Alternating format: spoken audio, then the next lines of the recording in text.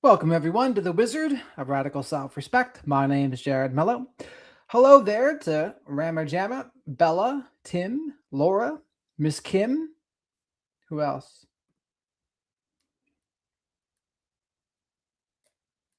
Giuseppe. Can't forget Giuseppe. And Wendy. Hello, everyone. So today we actually have a Nancy Guthrie update, surprisingly, because they found new DNA evidence. And they're going to send it off to the FBI. And Brian Entin talks to DNA expert CeCe Moore about it. So that should be interesting.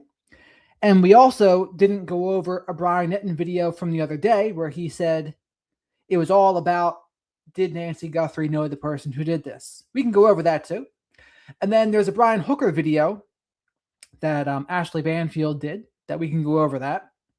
And there's also some audio calls. B was telling me about it that they're all right. I think he was lying though, but we'll see. We might play that at the end too. It's kind of dry, but it might be interesting. Apologetic, what's shaking? So Shadow told me to remind you all to like the video while you're here because likes are free. And likes help pay for Shadow the Night Owl's Hootie Snacks. So leave your DNA of choice on the like button or spank the like button if you're feeling a little bit frisky. Say hello to the flock of black sheep here in the live chat. And you might as well call them a school of Pisces because more than 50% of the people here are Pisces, I believe. Rooster's here. It is coming up on beer o'clock in a couple hours for Rooster. I always say, there's a rooster. Instead of a fox in the hen house, there's a rooster in the hen house. Jackie, how are you? Dashing, how are you? How has everyone's day been? Toasty. Today is the last toasty day in New Jersey. It's going to be 40 degrees colder on Monday. It's insane. 90 today, 50 degrees as a high on Monday. That's insane. It's going to feel like a winter's day.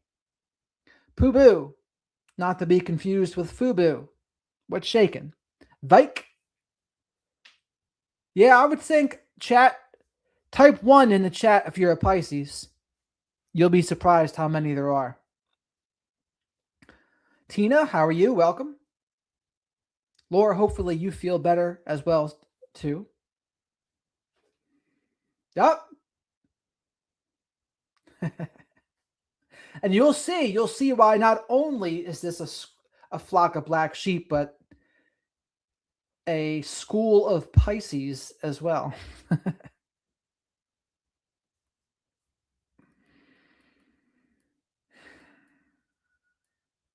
Amen to that, Tina. Amen to that indeed.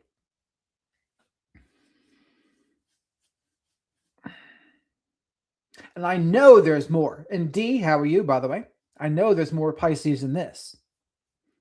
But let's jump into this here. And again, this is about new DNA evidence at Nancy Guthrie's house. We're going to see what kind it is. It's a hair. Spoiler alert, it's a hair. Daily, welcome. That's right, Bella. I love being near the water as well. We're a school of fish. That's what we are. Even though we're a school of fish, we all think independently as well. Hello there, Zelda. Welcome. The Lukey Lou for the Fubi Foo.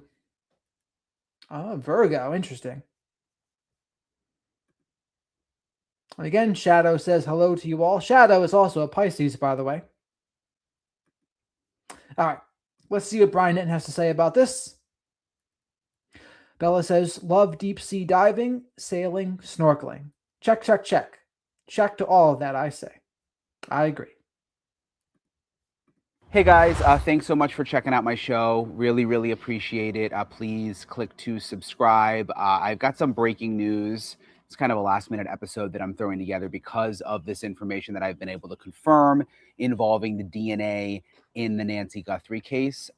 So I've confirmed that some DNA evidence I'm reading this exactly because I want to get exactly what I got from my source right. Some DNA evidence from Nancy Guthrie's home has been sent to the FBI's lab for advanced analysis. I'm told that the evidence includes hairs found in Guthrie's home. And that's an interesting part of this because we haven't known in the past that some of the evidence that they are testing for DNA has been hairs. This comes after evidence has already been tested through a Florida lab that the Pima County Sheriff's Office uses. So essentially, hairs that have been. Hairs? How about that?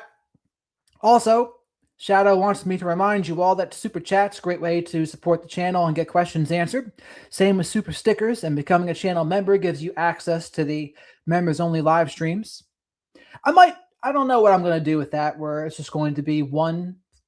Do you prefer there being two platforms, like one $2.99, one $6.99, or more just like one in the middle, 5 or 6? We'll see. And Jackie, wait for what? To ask you what? So Tina, thank you very much for the super chat. I'm what?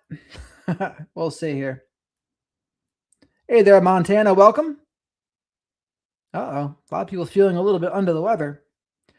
But watching on TV is cool. Rooster. Maybe. The more the merrier. Livin says, I thought appendicitis or ovarian cyst, but they think maybe IBS, just lots of pain. Walking is more difficult, so when not working, I've been knocked out. I understand. Gracing you, yes. I'm a Pisces, Jackie, and so is Shadow the Night Owl, of course. That's okay, Tina. Shadow and I appreciate the super chat. Dollar Tree super chats. I love it. Shadow and I don't discriminate. Hello there, Brian C. What's shaking? Giuseppe getting his pension or her pension and severance tomorrow. That sounds like a big day. There's another Pisces. Zelda's a Pisces. Thank you, Montana. Montana reminds you all to hit the like button, even as a Capricorn. Rooster. Rooster's got a main. Rooster has a headlining act at the Chuckle Hut. All right, but let's continue. Send good. By the way, chat. Send good vibes Livin's way. Livin needs some good vibes here too. So Laura does, Livin does, Montana does, Jackie does. So we got a bunch of people on our Pisces chain, or flock of black sheep chain, our good vibes chain, whatever you want to call it. Autumn is Elizabeth. Welcome. How are you?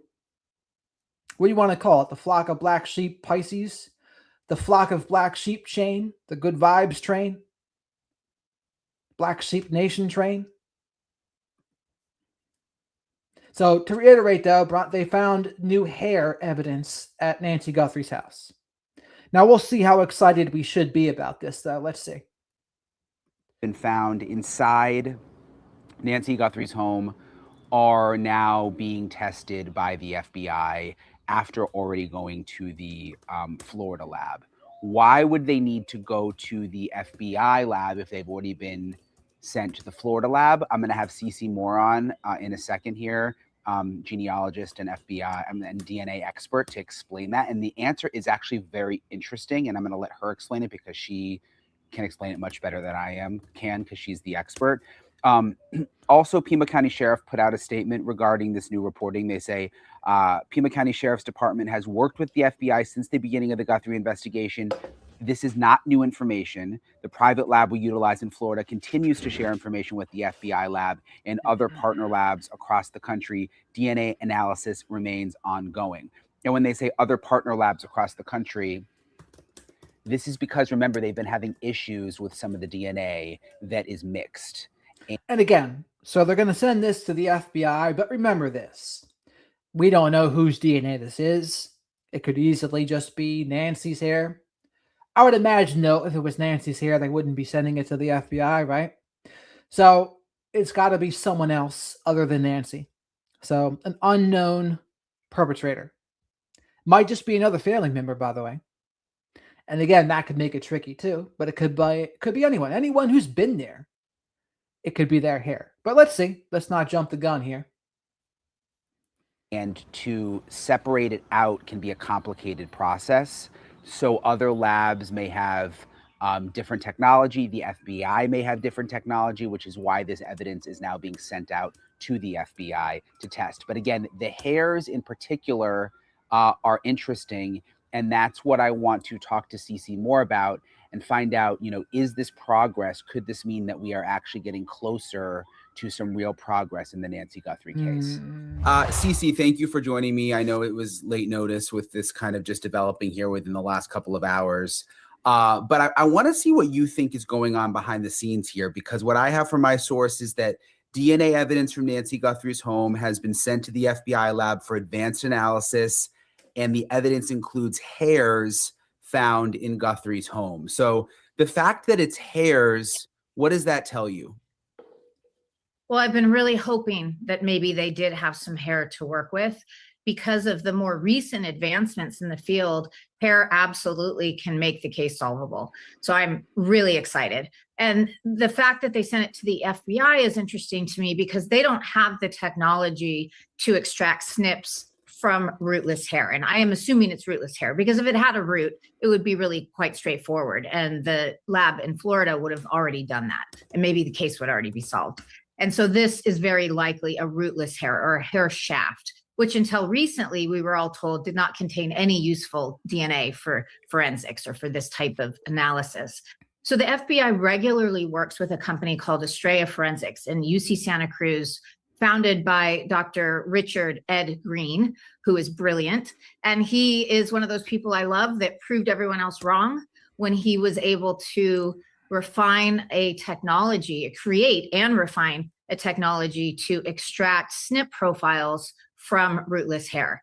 And I personally have helped solve 6 cases, I think it is now, that only had rootless hair as the physical evidence. And there are many, many more that have been solved and are in the process of being solved. So it opens up many thousands of cases for being able to finally be solved that don't have any other type of DNA evidence. So I've talked about this a lot in this case, that I was hoping there might be the opportunity to find some hair. Now we just have to hope that it is the person or persons, one of the persons who kidnapped Nancy. And so So what do you think, chap? Do you think this could be a hair of the person that kidnapped Nancy? Press 1 if yes, or 2 if more than likely no. But so do you think this hair can be the person that kidnapped Nancy, or one of the multiple people that kidnapped Nancy, if you believe multiple people did like I did? So 1, yes, it's theirs. 2, no, someone else. To make sure I understand you correctly. So before, when there was hair found that didn't have the root, it was just deemed to not really be that useful, and that has now changed? Yes, so you could get mitochondrial DNA from it only. Mitochondrial DNA can be good for helping to rule people out. It's not so good for ruling people in, because so many people share the same profile.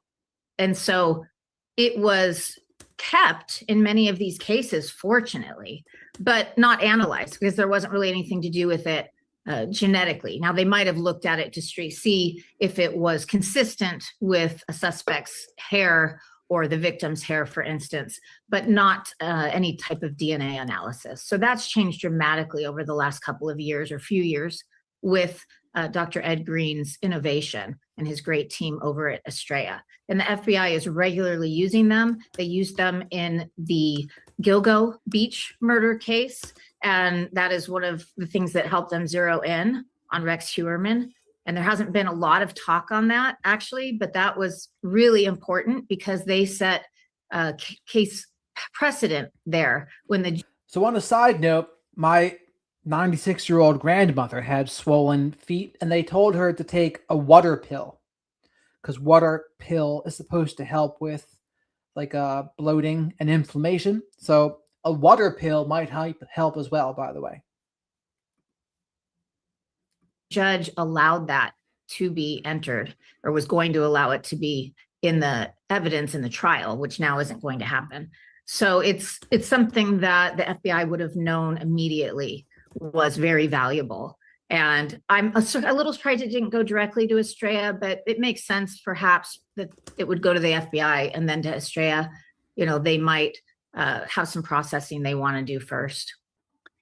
And I don't want to be a Debbie Downer, but I'm just thinking about hair in someone's house. Like, isn't there a good chance this could be Nancy's hair, or this could be just a family member's hair, or anybody's hair that was in the house and maybe not the suspect?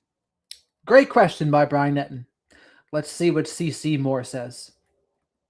Absolutely. Yeah. I mean, it's again, kind of a Hail Mary, like we've talked about more recently in this case. Everything is getting to that point, I feel, because so much time has gone by, but you just never know what that one little piece of evidence is that can break a case wide open. So we can just hold out hope that this is going to be from an unknown male that they aren't able to trace to, being in that home for another reason. And sometimes you don't know if it's male or female. I mean, you don't really, unless it's long and dyed, it might be more obvious. Like in the Gilgo Beach murder cases, some of those hairs traced back to Rex Heuermann's wife and his daughter. And so they have to process the hair to determine, is it male or female? Do they always send the items like the hair around to the different labs, or are they just sending the data that's already been collected? They would have to actually send the physical hair to Estrella, because they are the ones that have that capability to extract that DNA from the hair shaft. Now, this is something I know that DNA Labs International has been working on for a long time as well. I have not yet seen any successful cases from rootless hair in their coming out of their lab, though, but it may be something that they are hoping to be able to do in this case. I just saw them at a conference. I know they're working very hard on working with hair shafts, not only for SNPs, but for STRs. They mentioned that during one of the presentations this week. Now, that would be a huge breakthrough if you can extract STRs, because that is that court admissible standard law enforcement profile that has been used for many, many years, for decades. And that has yet to be accomplished. And so that is something that I heard this week that many labs are working toward right now. Is it possible that, I'm just trying to think, because we only have like vague information about what's going on. Is it possible that this is not rootless hair, that this is DNA from regular hair, and they're trying to do genetic genealogy, and that's why that would go to the FBI? That doesn't really make sense to me, because if it had a root, that's a very standard type of analysis. It would not be mixed. It would be a single source profile from that root. And I don't see a reason they wouldn't have already started genetic genealogy through DNA Labs International. They have their own program to do that. If there had been a hair found with root that traced back to an unknown male in that home, I suspect this case would already be solved. So that leads me to believe it's much more likely it's a rootless hair. Otherwise, it just would have stayed in that lab in Florida. And remember, they said that there was DNA that was mixed from inside the home, and that was one of the challenges that they were having. How does that fit into this new piece of information? Because like you said, if they have hairs, that's not mixed, right? Right. It might be contaminated and they have to clean it. And we see that a lot with rootless hair, because oftentimes it does have contamination, but it's only on the outside. So they're able to clean that and get past that to the DNA of the person who had that hair on their. So that's a good part about a hair, right? It won't be a mixed sample, but it could be contaminated. So they have to kind of clean it up a little bit. So it'll be very interesting to see what comes from this. And I think if this case is going to get solved, it's going to be because of something like this. And maybe they listened. Maybe they listened to people like CeCe Moore here that said, yeah, go back to the house. And like that other person that said, we're going back to the scene of 9/11 to look for DNA. And that was 25 years ago. So they were like, yeah, why not go back to Nancy? So I think if this is going to get solved, it's going to be from something like this. Head. So the mixed sample would just be a completely different sample. Okay. So this is what I've been talking about a lot, was the hope that they had dozens or hundreds of other pieces of evidence that they were processing, or maybe went back and found after the first DNA collection, because that mixed sample is going to take some time, clearly, based on what we've heard. And so I was hopeful there might be something else that would pop up in this case that could be a faster way of identifying this person. So I think these are two completely separate things. Okay, so these are different items that they found, the hair and then something else that's mixed. Right, and that's more likely going to be something like transfer DNA, maybe a doorknob, or maybe a bed sheet, something like that in her bedding. You wouldn't think there'd be a lot of mix there, but you never know, does she do her own laundry? Does she have a house cleaner? That type of thing. And so I'm more hopeful about this. If they really do have a rootless hair and it is from that kidnapper, then this is going to be the piece of information that will solve the case. So rootless hair, and I agree with CeCe on that. I still don't even know we've heard much about, does she have a cleanup person? Does she have a maid? Does she have anyone else that helps her around the house? Or is it just Annie and Tommaso? And again, any hairs, could you imagine if they sent stuff? And I'm imagining it's not Annie or Tommaso's hair either, right? Or why would they be sending it to the FBI? It's got to be someone who's unknown. Does rootless hair take a long time to analyze? Generally, it does. Yeah. My experience is it can take a number of months. I'm sure they would push this to the top of the priority list because it's still a hot case versus many of the cases we're using rootless hair on that are, decades old. And so hopefully it will be quicker than my experience has been with it, but it can take many, many months. And sometimes it takes multiple tries. The first couple times they just don't get anything, or they don't get a viable profile or enough of the SNPs out of it. And they have to keep trying, and eventually they're able to do that. Who decides, like, when we hear, okay, it went to Florida labs, now it's going to go to FBI, it might go to a couple of different labs too. Like, is that the law enforcement agency making that decision? Yeah, it would typically be PEMA, but once the FBI becomes involved, things can really change. And so it depends who is in charge of this piece of evidence. If it's the FBI, I think it's very likely it will go to Australia. But remember, Vic, when they do this hair stuff, they're going to try to look at it, and they're going to try to see, besides the top 3 genetic genealogy places, the top 3 DNA sites, they can try to analyze this, I think, with those other things as well. Michelle, thank you very much for the super chat.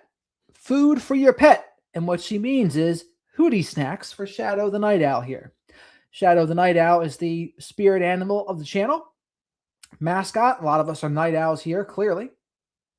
And then, for the rest of you, please remember to like the video because likes are free. Spank the like button. Subscribe to the channel if you're not already. And come say hello to the flock of black sheep in the live chat. And a lot of Pisces here as well. So there's a school of Pisces fish here too. Say hello if you're a Pisces out there.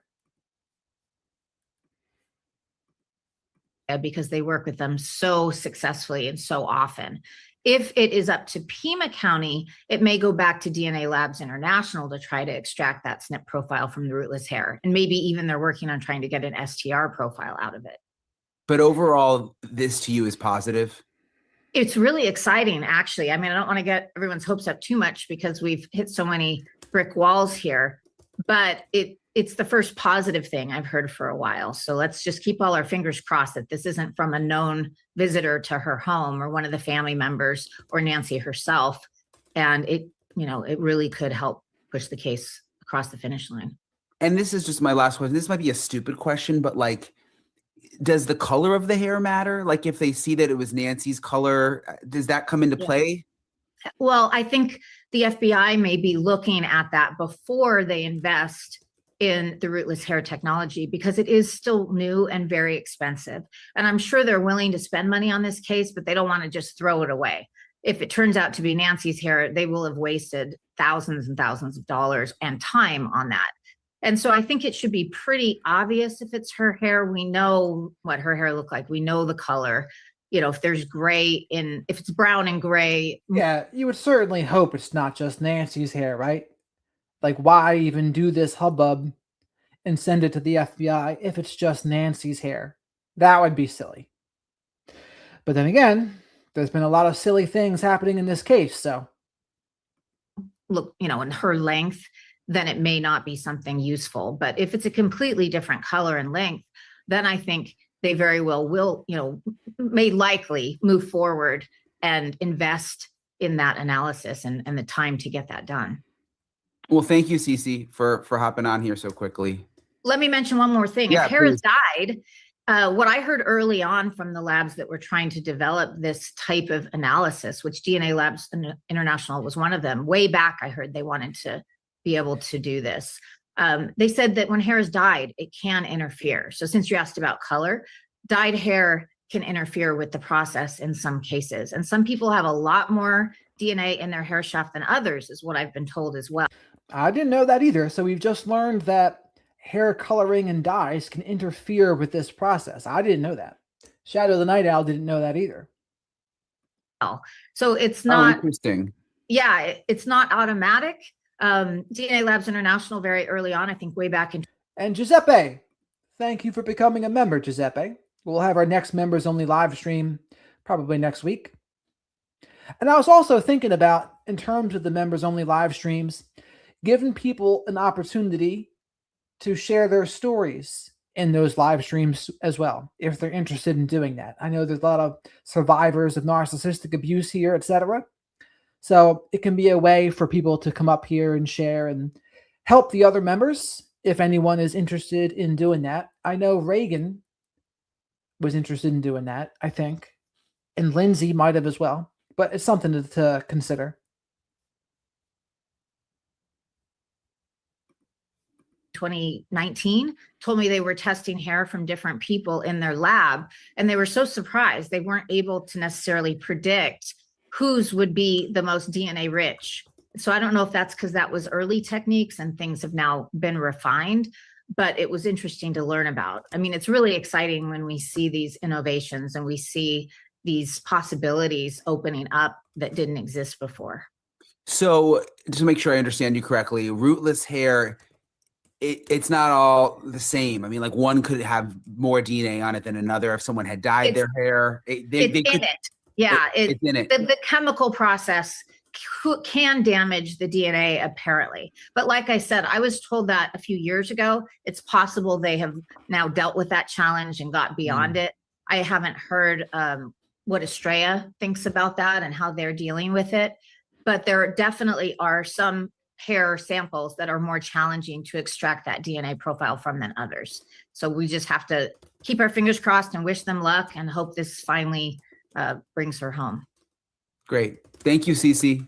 Thank you so much. It's great talking to you again. As always. All right. So that's the episode about the hair. Maybe it'll be something. I mean, at this point, what do they have to lose is all I can say. Let's just hope it's not Nancy's hair. I would have thought they ruled that out before they sent it, but apparently not. But CeCe was saying, well, you would think they would be able to know. And to which I would agree. You would think they would be able to know. Really appreciate CeCe Moore for talking with me. She's just got so much knowledge when it comes to all of this. And at the end of the day, I've heard over and over again that it could be the DNA that breaks the case open. It really could. So appreciate you guys for checking out my show. Again, kind of just threw this one together. Sorry, I told you guys yesterday, my mom had shoulder surgery, so I'm helping her out right now. But I'll be back in Arizona soon. I'll be back, just pounding the pavement soon. But again, I hope that this is a step in the right direction. And as I've said before, I mean, I hope for Savannah Guthrie and her family that there can finally be some resolution in this case sometime soon and that they can sort out the DNA evidence and the DNA issues. All right, I'll talk to you guys later. All right, so there's one more video we can play with Brian before we move on to the Brian Hooker case. Home in Tucson, Arizona. Hey guys, thanks so much for checking out my show. I really, really appreciate it. Please click to subscribe. I really appreciate all of your support for my work and for my channel. Today is day 74 in the search for Nancy Guthrie, which is, I mean, I say this all the time, but it's hard to wrap your mind around the fact that it has now been 74 days since an 84-year-old woman was literally just snatched out of her home in Tucson, Arizona, and basically just vanished. And we still don't have a suspect, and we still don't have an arrest. I've got a couple emails from you guys like, why aren't you doing more Nancy Guthrie episodes? You know, for a while I was doing them every single day. And I'm still working on the case every day behind the scenes, but you know, there's a lot of work that goes into trying to confirm things and talking to sources, and that doesn't always lend itself to me doing a new episode every single day. But I'm obviously staying on the story, and I'm working very hard on it every single day still. This episode, though, is so interesting to me. You guys remember I interviewed Dr. Ann Burgess, criminal profiler. She inspired the show Mindhunter, incredible woman. She works with a man named Dr. Gary Brucato. He's a visiting scholar at Boston College right now, where Dr. Burgess works. They work on forensic research. And really just studying criminals and getting into the mind of criminals. And what's so interesting is you're going to hear from Dr. Brucato in this episode, where he uses research and science and statistics to narrow down who he believes the suspect is in the Nancy Guthrie abduction. So again, this is all scientifically and research driven, which he explains, which I find to be just absolutely fascinating. And he's going to explain that 92% of women who are killed know their killers in some way, which he believes means that the person responsible for Nancy Guthrie's abduction and possible homicide, and I don't want to go there yet, we don't know for sure what happened to Nancy, but he believes it is likely someone who knew her in some way, whether that be someone who worked in her house at one point, someone she, you know, knew from going to the grocery store. I mean, could be literally. So Brian's saying that they think it's certainly someone Nancy knew, to which I would lean towards that as well. And at the very least, I would say it's someone that she knew that hired the person to do it. That's at the least, because I'm not saying that the person that actually did it is the person Nancy knew, although that's possible. But I think at the very least, someone who hired them knew Nancy, right? That's at the very least, though. Literally anyone in that capacity, but someone who knew her based on the statistics. And he's going to go through several different statistics and research methods that he has to try to narrow down who this person is responsible for Nancy Guthrie's disappearance in this episode. I'm joined now by Dr. Gary Brucato. It's nice to see you, Dr. Brucato. He's a forensic and clinical psychologist, a researcher on violent crime. He's a visiting scholar at Boston College, a member of the expert panel for the Cold Case Foundation, and has a very popular book, The New Evil: Understanding the Emergence of Modern Violent Crime. So I'm really happy to talk to you today, Dr. Brucato. I've been talking to a lot of people. I think someone you work with too, Dr. Burgess. I talked to her a couple of days ago, just to find out, you know, what they think about the Nancy Guthrie case. I've heard a lot of different theories, but what I'm really interested with you is that you're so data driven and stats and research, and you come at it from a real data perspective based on what real statistics show in the crime world. Based on that, what is your profile for who this suspect could be? Well, in order to do that, first we have to make buckets that are motivationally driven, and then think about the likelihood of each of those before we can start thinking about the type of person who committed the crime, right? And so what you start with is the question of whether there was a sexual motivation. That is one of the prime reasons somebody would randomly break into a home and target a person. It turns out that breaking into a person's home and doing that is actually fairly rare. It's quite rare, but to do so with an elderly victim is profoundly rare.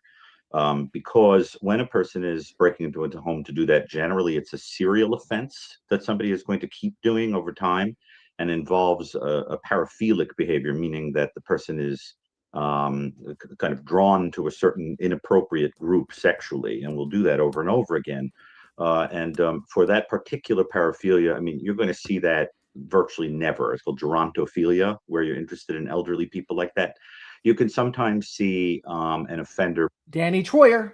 I always mention that every time this is brought up, but Mike King and I, in our interview, we talked about Danny Troyer. His thing was essaying the elderly. He would pretend to be a magazine salesman, come in there, essay and murder them, but then make it look like they died in their sleep.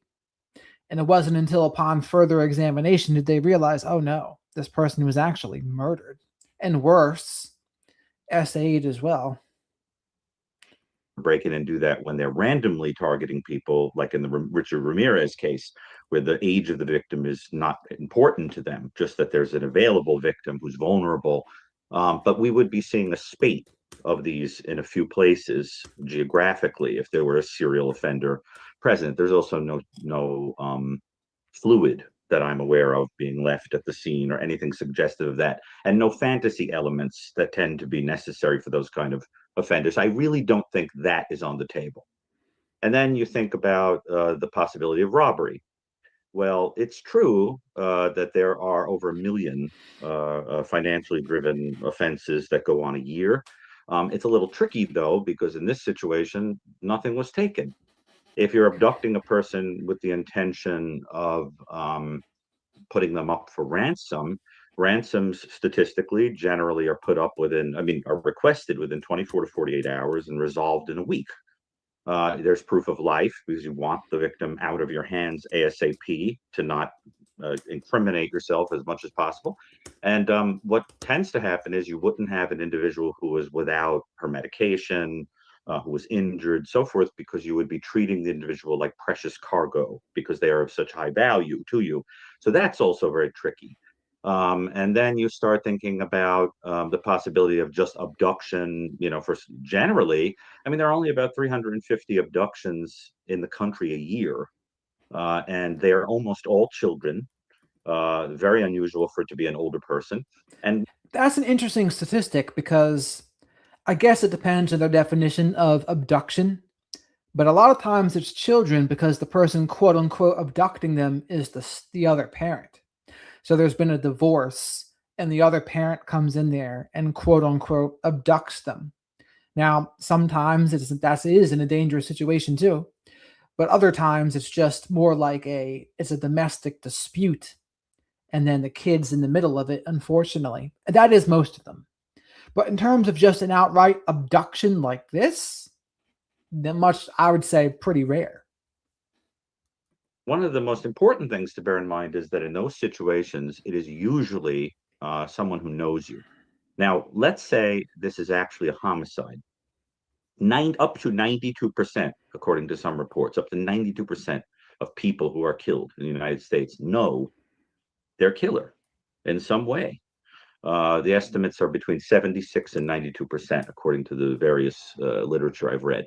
So you think about that and you say, okay, so this person who did this probably has some passing relationship, at least, with this victim. And that matches some of the comfort level, potentially spending quite a lot of time in the house and things like that we see on the screen. Now, if you take all of that information and you put it alongside what we're glimpsing on the camera, what I was very struck by, and I know that Mary Ellen O'Toole, for example, the prominent profiler, has made the same point.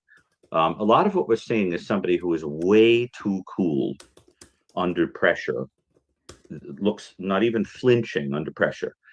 And that kind of person that we see, when we see that, we start thinking about a person who probably has some psychopathic character structure, because even somebody who is frequently committing crime, who isn't psychopathic, is going to look a little nervous.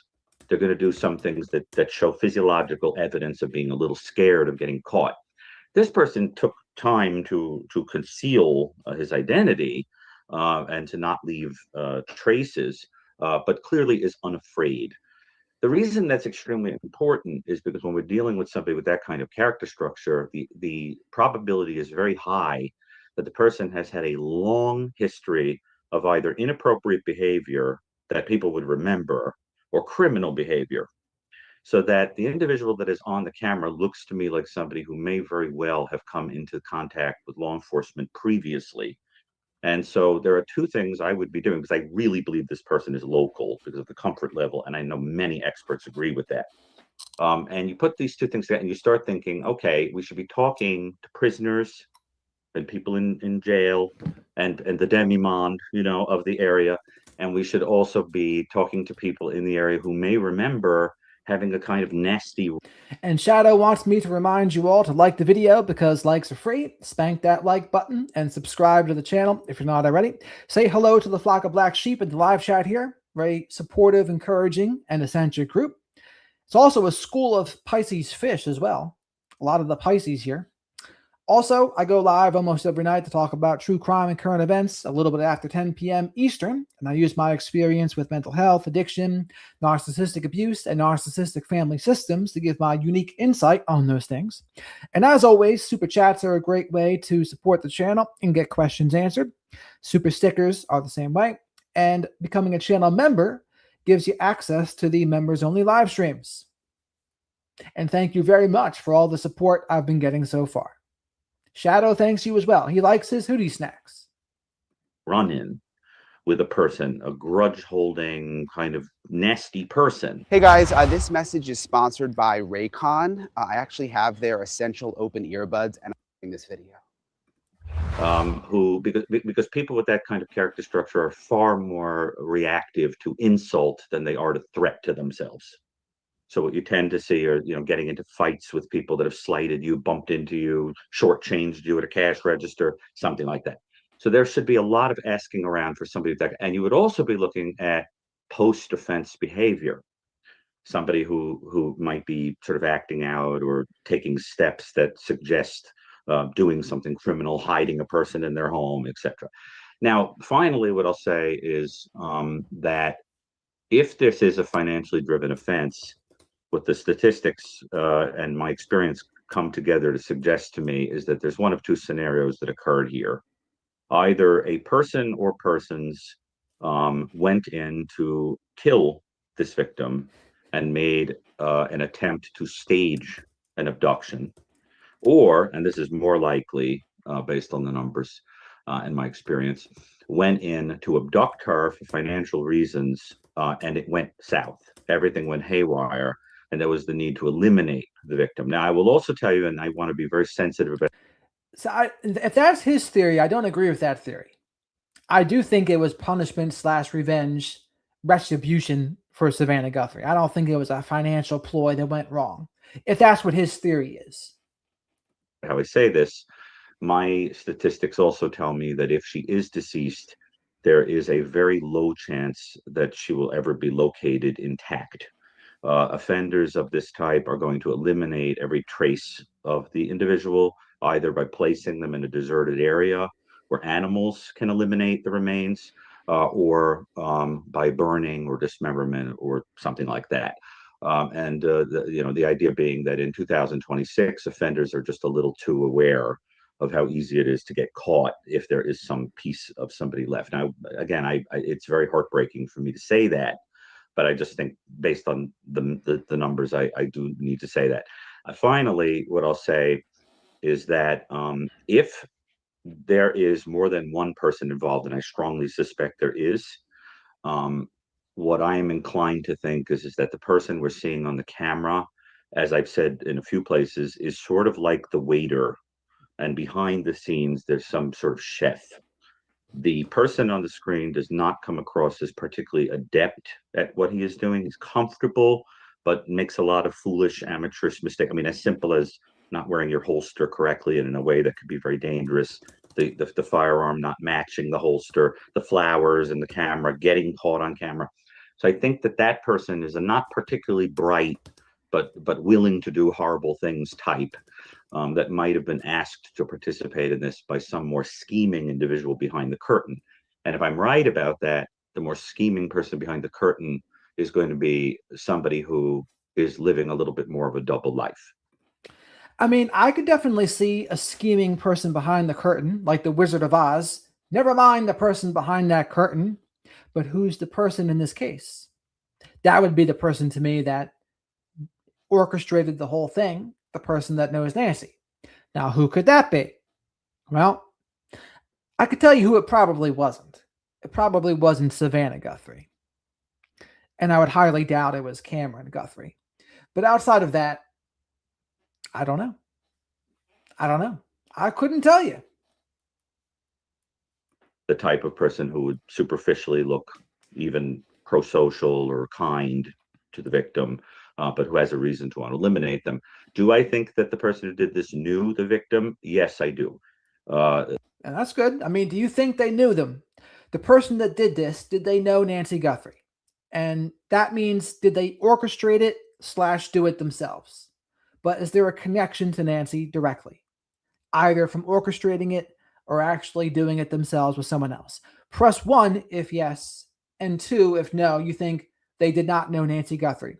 The person that did it or the person that orchestrated it did not know Nancy. So 1 if they did, 2 if they didn't. And I want to read this here too. So in terms of police presence in the area, now this is separate than what people are telling me in the chat, by the way.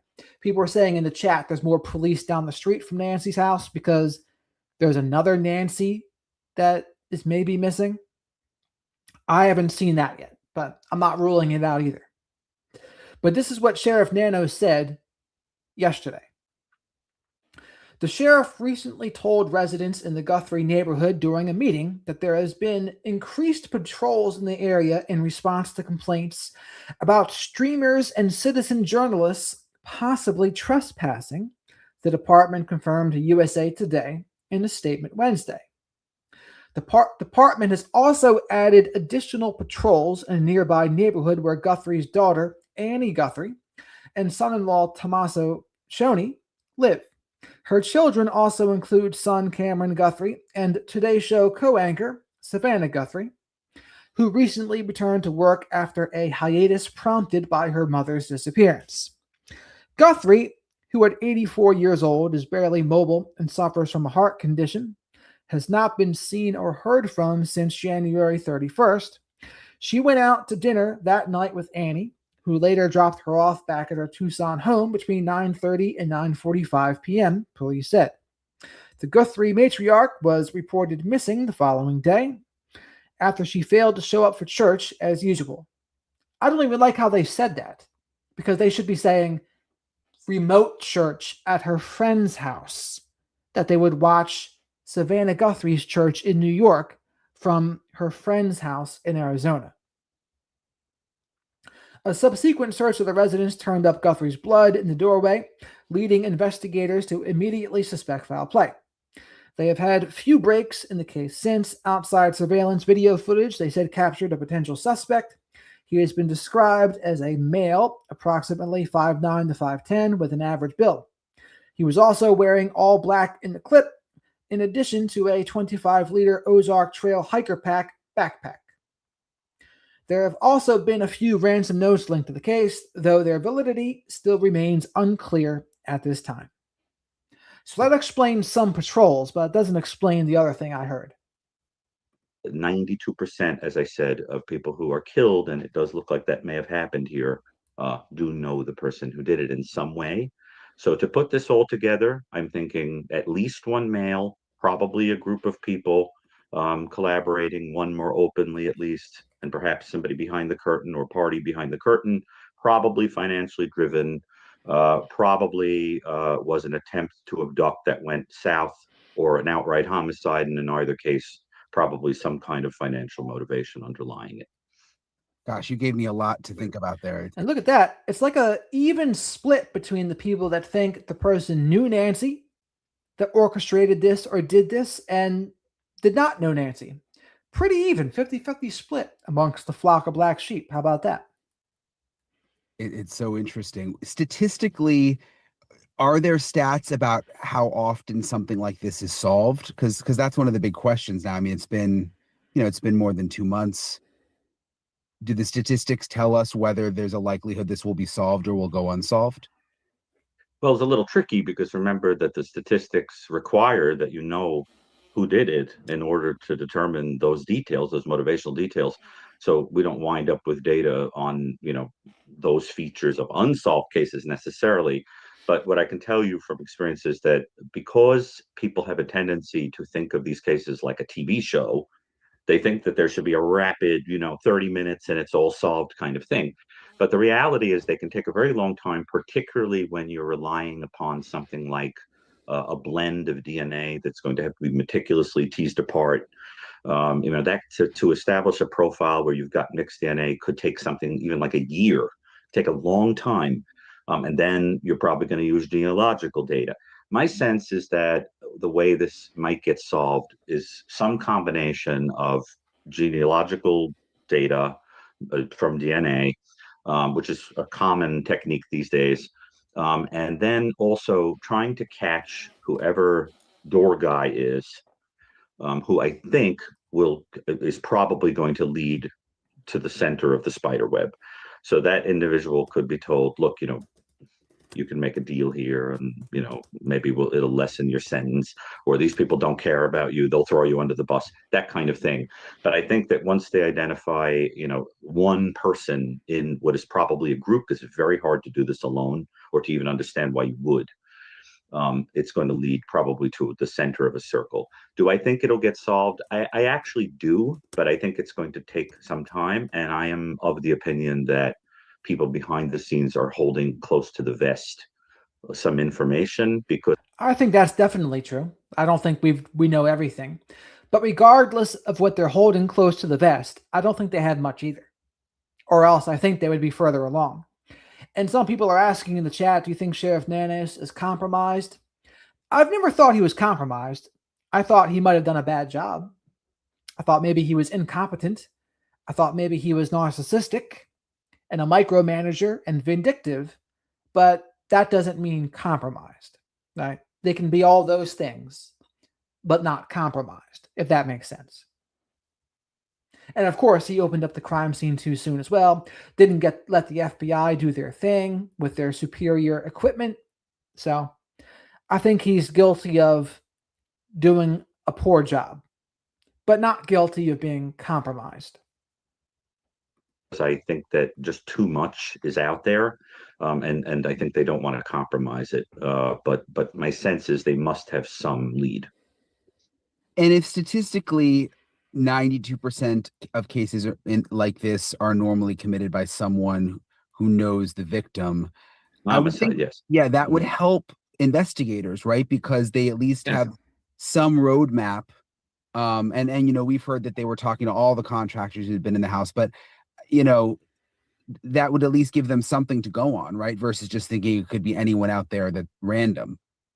Right. Well, an important point is that if a person knows you and they have a personal grudge against you, an emotional grudge against you, or if they commit the offense themselves instead of hiring somebody or asking somebody else who doesn't care about you to do it, you tend to see a much more emotional scene, very explosive, gory kind of thing, because there's rage or some other emotion that is playing out.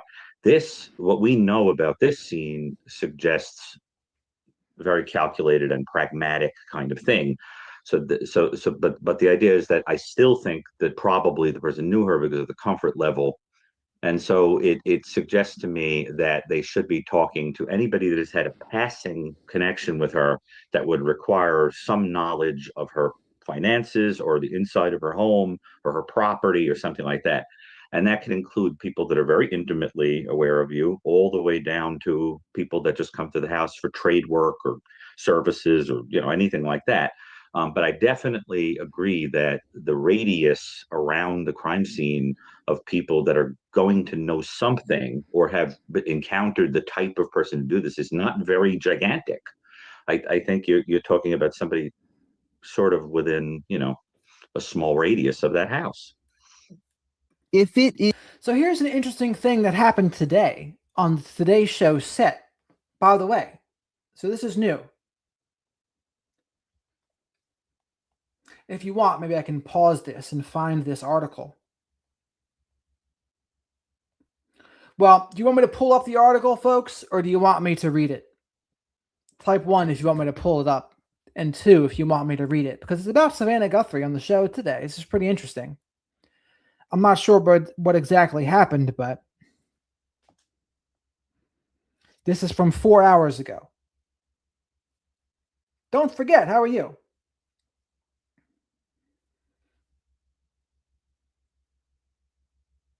Pull it up is what you're saying? Did I say number one is pull it up? Okay.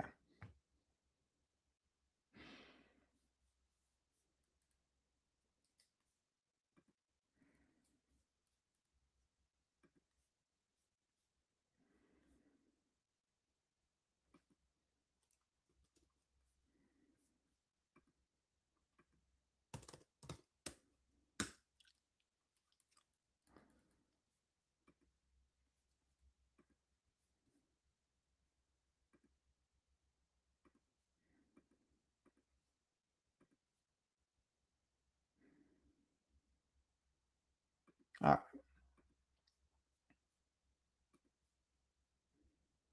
Stupid. All right. So can you see this? So this is interesting here. I've took them down because I'm reading this article because this is from 4 hours ago. So here's what it says. Police issue telling statement in Nancy Guthrie case as Savannah vanishes from today's set. This is 4 hours ago, by the way. So, authorities have issued a telling statement amid the ongoing investigation into the disappearance of Nancy Guthrie, the 84-year-old mother of today's star Savannah Guthrie. The Pima County Sheriff's Department, which holds its headquarters in Nancy's hometown of Tucson, Arizona, shared a post on X on Thursday night clarifying a major new update in the case. Recent reports revealed that the department was working closely with a lab in Florida to conduct DNA testing on samples taken from Nancy's home, and that the lab was now sending their samples to the FBI for further testing with new technology. PCSD has worked with the FBI since the beginning of the Guthrie investigation. This is not new information. The department's post read. The private lab utilized in Florida continues to share information with the FBI, lab, and other partner labs across the country. DNA analysis remains ongoing. The telling statement reflects the department's apparent frustration with the noise surrounding the investigation as they felt the need to clarify their process. The department reportedly returned to Nancy's house in Tucson to take further DNA samples as the investigation continues to hit a dead end. According to reports, they are currently examining a mixed DNA sample taken from her home, which contains genetic material from more than one person.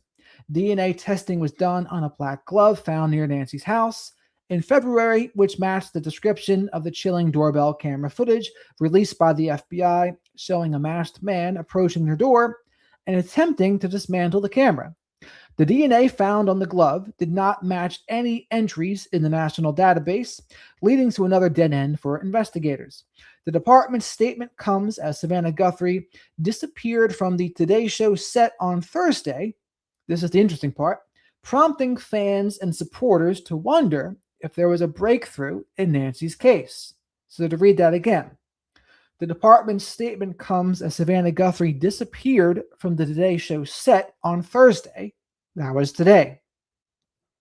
Savannah took 2 months off after her mother went missing on February 1st, with the TV star spending time in Tucson to be with her siblings and to assist in the investigation. She returned to work on April 6th with support of her co-workers, including Craig Melvin and Hoda, however you pronounce her last name. Savannah seemed to switch places during an interview with Anne Hathaway on Thursday after introducing the actress ahead of an ad break. "I'm the luckiest girl right here. I've got Anne Hathaway right here, Mother Mary herself," she said, referring to Anne's upcoming film. She has a sneak peek at her new movie, and we have talked a little bit about The Devil Wears Prada, too. The show then switched to an ad break, after which Hoda replaced Savannah in the interview seat, prompting confusion from viewers. Watching the Today Show, and Savannah was set to interview Anne Hathaway before a commercial break. Went to commercial and came back, and Hoda was in, one person wrote on X. "I hope everything is okay because that was odd. I watch every day, and they normally never do that. That's strange. Maybe she got a call and was going to leave after the last set," another posted. "Looks like it could have just been a teaser for after the break, and Hoda was always going to do the interview," said another. Savannah returned to the set shortly thereafter, quietening the rumors that she had left to be with her family. Nancy went missing on February 1st after enjoying a games night with her daughter. Blah blah blah. So it looks like a lot of nonsense to say, oh, she eventually came back anyway. Womp womp. So what did you all think about that?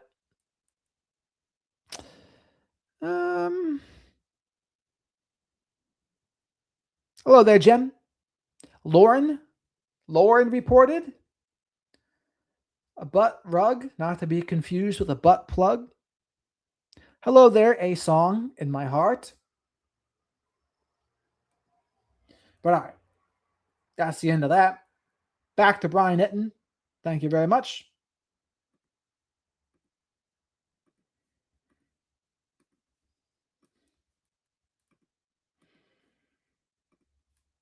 And what we saw there is what? Basically a whole bunch of nonsense to say, actually, Nancy or Savannah Guthrie came back to the case. Please remember to like the video before I press play again. Shadow wants me to remind you all. Likes help pay for Shadow the Night Owl's Hootie Snacks. This is Shadow here. He's the mascot of the channel. Subscribe to the channel if you're not already. And say hello to the School of Pisces and the flock of black sheep in the live chat. Is financially driven, financially motivated. One thing that I've struggled with is why choose Nancy Guthrie? Of all the rich people out there, I mean, you knew if you're the person behind this or the group, you know that the daughter is famous. This is going to get a lot of attention. It just seemed like there would be a simpler way to do a financially motivated abduction, get the money and not have a big scene like this. Well, you're making a very smart point, which is right at the heart of a lot of what I write about, which is that one of the clues that somebody knows you or is more fantasy oriented or grudge oriented is that you do things in the crime that incur risk because they're not necessary pragmatically to achieve your aim. So why would you do them? Right. And, now, look, it's entirely possible that because you're local, you look for a person in the local area who has. Mavs, you hanging out with Rubber Ducky? Rubber Ducky, you're the one, you make bath time lots of fun? Happens to be tied to someone who you think would have the money to pay ransom for a family member. But that's precisely what points to me to someone who had an encounter with her, who had a close, not close necessarily, but a tie to her, because it does raise that question of why her. Now, certainly from a victimological perspective, she was a very vulnerable and easy target. And yet, whoever did this, being a nefarious person who isn't especially bright, didn't seem to think through the reality that a lot could go wrong when you're trying to go into the home of a probably very frightened 84-year-old woman who might not have had her hearing aids in, who would have been terrified, absolutely terrified, if she was awake for any portion of this, alert for any portion of this, and how much could go south. For example, the blood we see could have even been from an accidental fall on the way out the door or anything like that. So I think that my strong inclination is that this did not go the way it was supposed to, and the person wound up totally empty-handed. And then there was nothing to do from there except eliminate evidence and probably contact whoever was behind the curtain and say, I don't know what you're going to do now, but I don't have it, I can't do anything here. So that's my strong sense of what happened. Do you tend to believe that some of the ransom notes are real?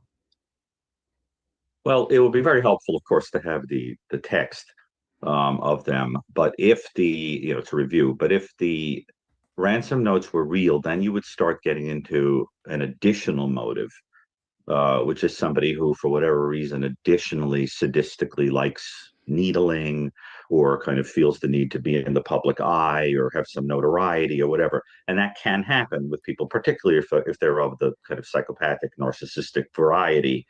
But then the question again becomes, why the sadistic extra? What is your personal reason for wanting to do that to somebody? That starts pointing to that underneath what looks like a financial motive is concealed a more personal one. And the whole point is to throw everybody off the scent by using what looks like a financial one. Now, I've written about and talked about a phenomenon that I've called elimination murder. An elimination murder is where you eliminate through homicide a person that you know because they are in the way of something. They are an impediment to something. It could be financial, it could be they're a burden because of their health. It could be that they know too much. They're a witness to something you've done, or have figured something out, or walked in on you doing something. It could be that there's a romance you want, like Susan Smith, where she couldn't have one if she had two children. So you eliminate. And one of the hallmarks that I've identified of that phenomenon is that you work very, very hard, like Susan Smith did, to give the impression that a total stranger, for no clear reason, came in and did this. The problem is, because the people who do it are not especially sophisticated, they don't fake robbery and they don't fake sexual assault, which are the general reasons why a stranger is going to break in and do. And sometimes that suggests to me, this is somebody who knows you in some way, even if it's in a passing way, but they don't want attention drawn to them, so they utilize a hired person, or they make it look like something else. And that's something I think we have to think about here as a possibility. But superficially speaking, the most likely motivation is somebody wanted money and messed up. And had some connection to her. Yes, I think that the probability is just, especially if she's deceased. Once this becomes a homicide, whether you intended it or not, the probability is just too enormous based on the statistics that you knew her. When you're looking at a crime or murder or an abduction, and you're looking at the statistics and you're saying to yourself, okay, 92% of the time it's someone who knew the person, you're looking at all the different statistics, but then there's still that 8% that this is just the fluke and this is something crazy. Right. In your mind, when you're researching these kinds of things, when do you allow yourself to go, okay, maybe this is the fluke? Maybe this is something, or do you just say, look, the statistics are normally right. We got to go by probabilities and we got to stick with what we know. Well, I think it's more like you wouldn't waste a lot of time and resources on the improbable, but the improbable does occur. I mean, I am aware of cases that are so outrageous that they're just unprecedented in the annals of crime, but chances are, this is eventually going to fall under, there's nothing new under the sun. Because, I mean, what are the chances? I mean, very low. If you were a betting person, it wouldn't be a very wise thing to think that this is going to turn out to be some, totally improbable thing. The issue is that we're missing data. Once we find out what the premise is, all of this is going to look logical. All this strange because there's so many anomalies. But if you know the premise, it starts to make sense. I use the same approach when I work with people, for example, who have psychotic disorders. Their behavior can look super disorganized, but once I know the premise of what they believe or what they're hearing or seeing, then all of that behavior starts to make logical sense. You just have to take the time to find out the premise upon which it's based. We are too quick to think that things are just chaotic or disorganized. For example, we may eventually find out that there was a rational reason for waving flowers in front of the camera. It's one of the things I want to know, because unless you're an absolute imbecile, why would you do that? Right. There are questions like that I think are going to make sense later. Yeah, and you're talking about when the suspect picked up the shrubbery or whatever it was and was. Yes. We don't really know why he did that. We don't know the why. Yeah, that's the key. The why, and once we know the why, a lot of this will start to make a lot more sense. You use the waiter and the chef analogy, and that you think that there's more than one person involved in this. And yes, we know that there's like the $1 million plus reward now. Statistically, I don't know if there are statistics for this, but do accomplices turn on the boss? I mean, is there a chance that we'll see that happen, where the getaway driver or one of the people below, whoever planned this, will come forward? Well, contrary to popular belief, there's very little honor among thieves, and money can be a very big inducement, which then raises the question: why is it not inducing anybody? That's very strange to me. Of course, it may be that the person, the accomplice, is dead, or the accomplice is at risk of being eliminated. And that's always a possibility, right? Could be like one of the Batman movies when all the people committing the crime, the Joker kills.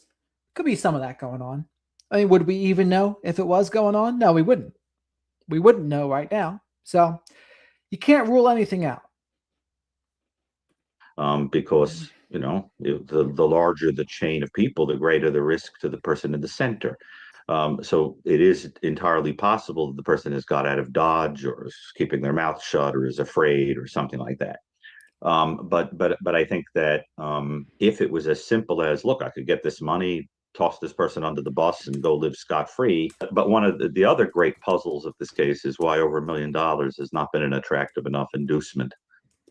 That's also very peculiar. And it could be because coming forward would just be too incriminating to the person involved more directly. So somebody has to be afraid to do so. Yeah, makes sense. Something else you said struck me because I've heard it not from any, professors or experts like you, but from some street cops said to me, I bet it's going to end up being a prisoner or someone in jail who has the tip. And remember that? We went over that, right? We went over the person Brian was telling that to. Who did he say that to? Or who told that to Brian? But he could be right about that. Someone on the inside might know the scoop. That happens a lot, by the way, because they know the underworld. They know the underworld. They know criminal activity. And someone might open their mouth in jail. That might be a dangerous place to open your mouth to, though. Okay? You snitch in jail. They're not going to like that too much. that was just their sense. And I think you said the same thing, which I thought was interesting. Why do you believe that? Well, because as I said, the hints that I get from the video footage of the camera guy suggest somebody with probably psychopathic quality, and people like that tend to have traits that go all the way back to childhood of kind of delinquent behavior, versatile kind of crime, doing all kinds of things all over the map and so forth. Now there are more high functioning types that can be more fragmented and wind up in power or heads of corporations or things like that, where there's less overt stuff that is criminal like that, or more white collar. But what we tend to see with more lower functioning, primitive psychopathic types is they've been in trouble a lot, and they've come to the attention of law enforcement, sometimes even for petty things, shoplifting or something like that. So my sense is that people who are in contact with law enforcement, people who have been in trouble, are people who might recognize this character. But I also think that a person who is in an incarceration setting is going to be less afraid to say something about such a person if there is that element of danger. So let's put it this way: it can't hurt to go around asking. I also think, based on that type of character, you'd want to speak to the demi-monde. You'd want to talk to things like sex workers in the area and people like that. Because, if a person who's up to no good comes into some money, chances are they're going to do something like that or use it on drugs or alcohol or something like that.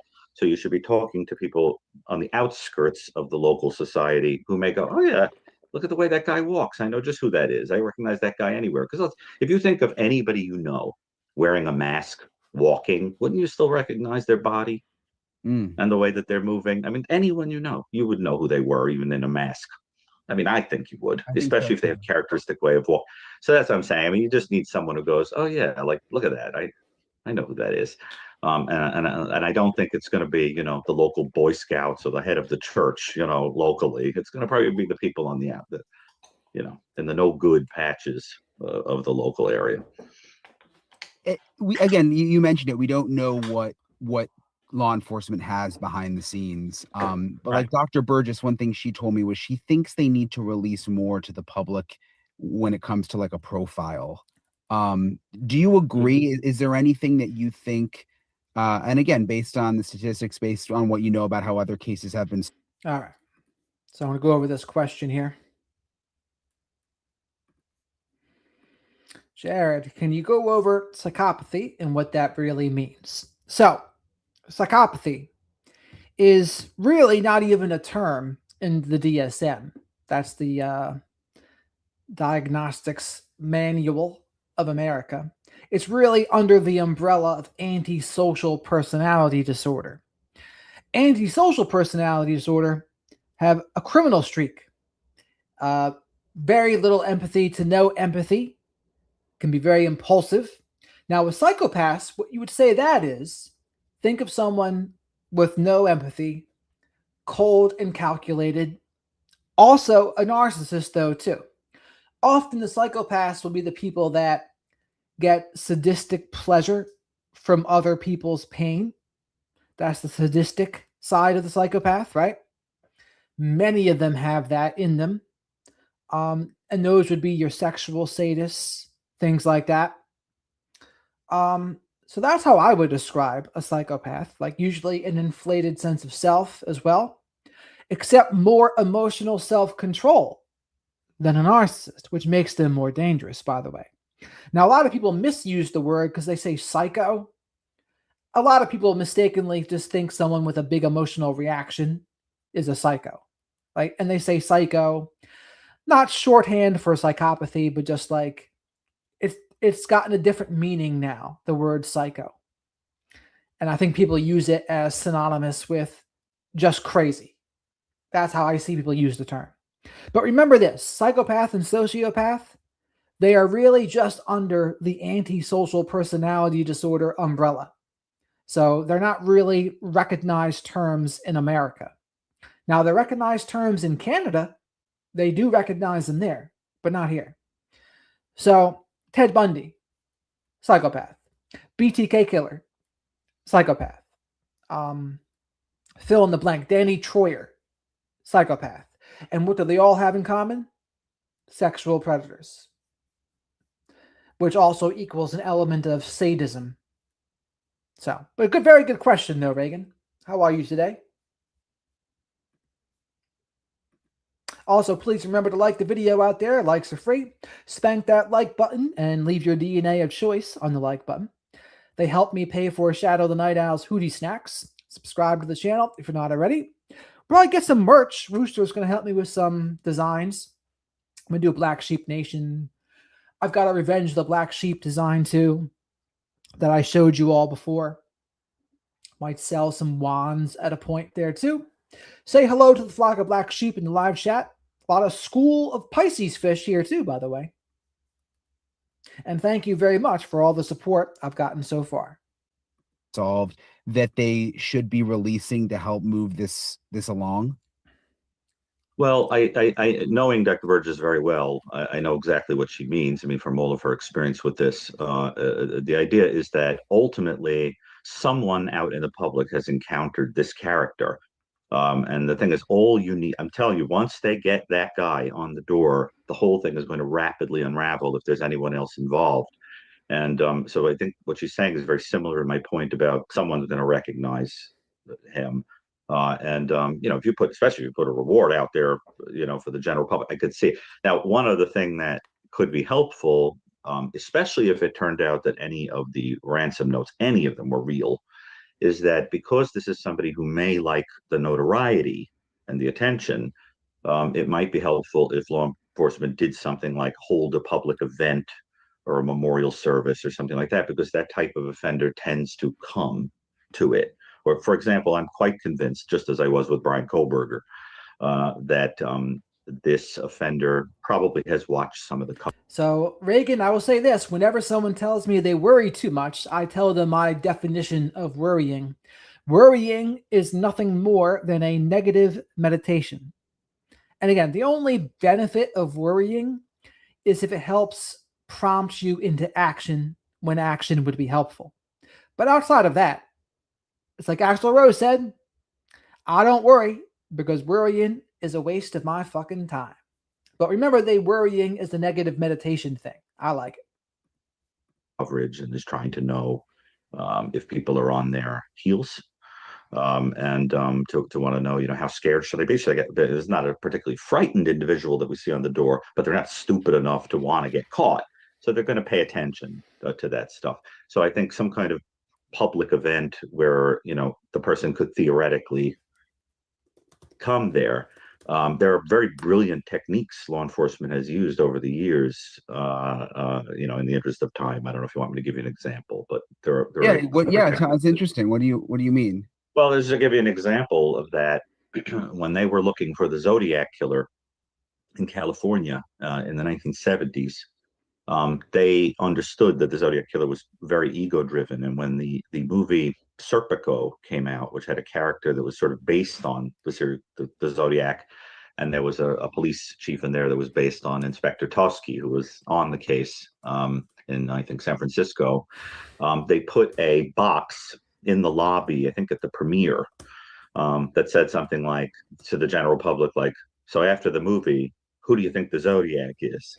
And people were slipping little notes in there, and there was a police officer hidden inside the box to read them as they were dropped in and arrest anybody who said something like, I'm the Zodiac, because they wanted the attention.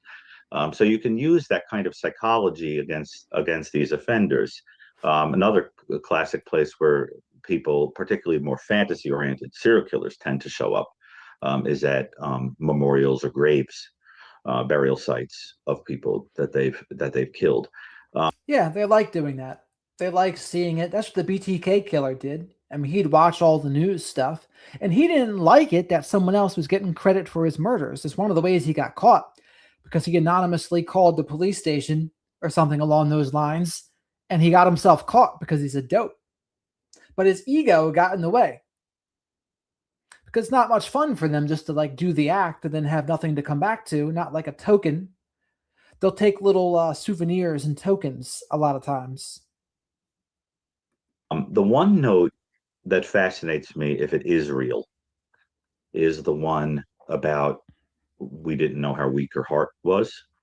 Not only because it would be in line with the hypothesis that I'm putting forward that, something went south in an abduction attempt, which is one of the two big possibilities based on statistics, but it would also make absolutely no sense. It's sort of like bad writing. If you're writing a book, your editor would say, it doesn't make sense that you have somebody so cruel and psychopathic and sadistic that they would show up in a nonchalant way and take an 84-year-old woman out of the house bleeding and send ransom notes, and then they would send you an apology.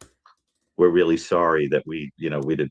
If it turns out that that is real, then it really does point to someone who not only knows the victim, but may even know Savannah. And that the individual has some modicum of human feeling in there, or maybe there's more than one person, one of whom is more sensitive than the other, than the others or the other. So I don't know, but right now everything inclines me to think that those notes were just written by opportunistic people who are either financially. I agree with that. I think the notes were written by opportunistic people that were trying to exploit a situation. I don't really understand why Savannah thinks two of them are real. It's possible she knows things about them that we all don't know. After all, I mean, Sheriff Nano said from day one they know exactly why this happened. It's like, do you really? Seriously? Because I don't believe it. But I don't think the ransom notes were real. Driven themselves or are sadistic. Yeah, it's interesting you say that about maybe someone who knew Savannah, because when she would respond to the letters, it was almost like they were telling her to be somewhat sympathetic to the person. Like she was always like kind of really nice about it. And it's interesting what you say about killers sometimes going to the memorial, because I remember going to the memorial in Idaho before Brian Koberger was caught. There was this big memorial at the gymnasium at the University of Idaho for the victims. And it was really creepy because everybody was wondering, like, is this guy going to show up? And there were snipers and there was like undercover cops. So that just kind of made me remember that. If that note is real, that's basically said, which we don't have it confirmed, but we've heard things that the person wrote, this didn't go the way we planned. Nancy's not alive. Could that be one of the underlings who wrote that, kind of going against the mastermind? And would that help in solving all of this? Well, the purpose of doing such a thing might be to distance oneself from the person who was directly responsible for things going south, thinking that later people might smile more kindly upon you in a legal setting. But I still find it extremely puzzling that somebody would have it in them to participate in such a thing and then have such sympathy to desire to give closure to a family. Because the fact of the matter is the people who do things like this have varying degrees of nasty personality structures that don't tend to be inclined towards humanity like that. And that's what I mean when I I got a big super chat here from Reagan. Let's take a look here. Thank you so much for this, Reagan. Shadow and I really appreciate it. So for anyone who is new to the channel, Jared welcomes all.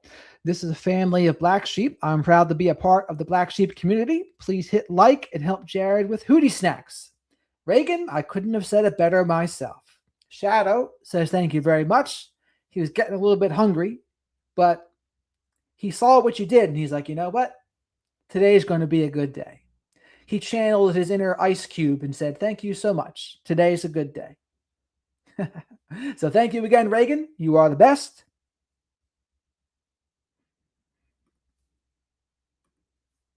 So everyone else out there, like she said, remember to like the video. I'll leave your DNA in the like button and subscribe to the channel. And come say hello to the flock of black sheep here. A lot of great folks in the community here. Black Sheep Nation, Revenge of the Black Sheep, whatever you want to call it. Say it's bad writing. It would be like I consult often on people who are creating characters for movies and shows that do criminal things, and they have them do stuff like that. And they say, okay, unless they're a very fragmented, serial killer who by day is a Boy Scout leader, and by night, killing people a la BTK, chances are, there's going to be some whiff of nastiness, in most of their behavior. Or a lot of their behavior. So it's like it just doesn't match. And so I think even for a practical reason, it's a very strange thing to do, because it's also too nice of a thing to do, to give closure to the family like that and all that. And also by doing that, you eliminate any possibility that somebody would give ransom money, because then it's over. The story's over. What's the point of any continued? Right. Is it just to say, tell me where the Autumn says, Shadow, the Night Owl says, feed me, nom, nom, nom. It reminds me of the old meme of the gingerbread cookie that has missing one leg, and it says, lost it in nom. But Shadow the Night Owl has an inner hungry hippo for Hootie Snacks. There's never enough. It's kind of like Pringles. Once you pop, you just can't stop. It's kind of that way for Shadow with Hootie Snacks too. Remains are, that kind of thing. So, but I also want an opportunity to say that my heart goes out to the family. I always like to place the emphasis on the victims of every crime, and the way I conceptualize victims is that includes even, the people close to you, the community, the entire ripple effect. And I think you've done knockout of the park work on this case. So everyone's indebted to you. Oh, thank you, Dr. Bricado. I appreciate your time. Thank you very much. I really appreciate Dr. Bricado for taking the time to talk with me. I might try to invite him on the channel, even though he's associated with certain others. But I think I could have an interesting talk with him. His conversation to be fascinating, because I've talked to a lot of profilers and a lot of law enforcement experts. Lika, great question by Lika here. So Lika says, who's Shadow? Can you believe it? Shadow is this person right here. Shadow the Night Owl. He's the spirit animal of the channel, mascot of the channel, because a lot of black sheep are night owls. A lot of times, if you've had a narcissistic parent or something and it felt like you had to walk on eggshells all day because you were constantly criticized, put down, belittled, and you could never do anything right, or you got punished, or they withheld love from you for being yourself. There's one time of day, though, when that pressure wasn't there, and that was at nighttime when everyone else went to bed. So it's one of the reasons I think people are a night owl that grew up in a situation like that. The other alternative is earlier in the morning before everyone got up. That's possible too. So this is Shadow here, though. Shadow says hello, Lika.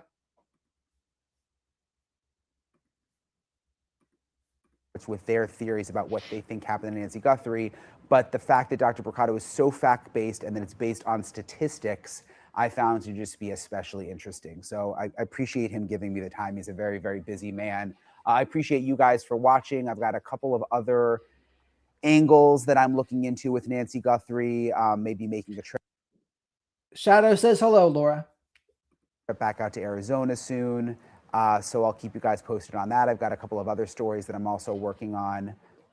And Shadow says hello to you too, Lika. I'm actually home in Florida right now. My mom is having rotator cuff surgery, so I'm going to help her out with that. So hopefully that'll go well. And I'll keep you guys posted on all the latest with the stories that I've been covering. So thank you guys again for watching. Thank you for subscribing. And I'll talk to you guys later. All right. So that's the end of our Nancy Guthrie coverage for now. Now we're going to switch on over to Brian Hooker coverage. Ashley Banfield did a pretty interesting video on this today. Searching for a body. Since it's windy here. So this is the Brian Hooker case. For those who are not familiar, his wife, Lynette Hooker, is missing still.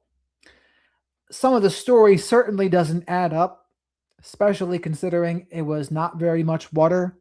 I think they were doing everything wrong. Brian Hooker's story has so many holes in it that it would sink a life raft.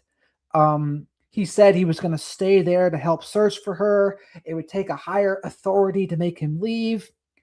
And then, as just like a SpongeBob episode, it's like 10 minutes later, Brian Hooker returns home. And then I was seeing also on Nancy Grace's show, that we'll watch that next, she was saying his mother is not in the hospital anywhere. That's why he said he returned, because his mom was like sick in the hospital. But his mom's not in the hospital. So many wild things going down in this case. But let's see. Hello, Mystery Diva. How are you?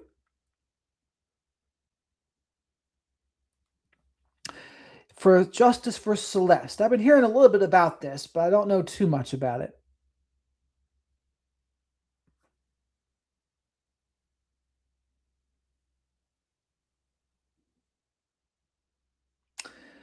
Who do you mean, Reagan? Brian? Brian Hooker giving the simplest explanation, or someone else?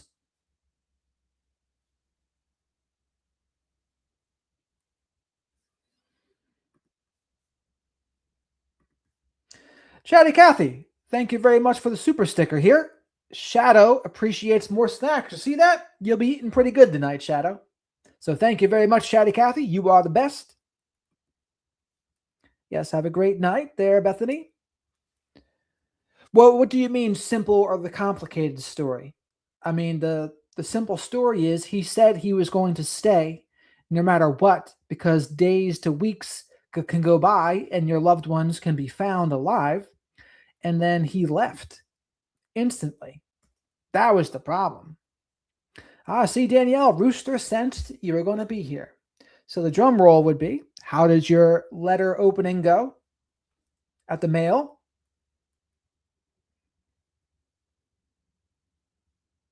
Yes, he is social distancing.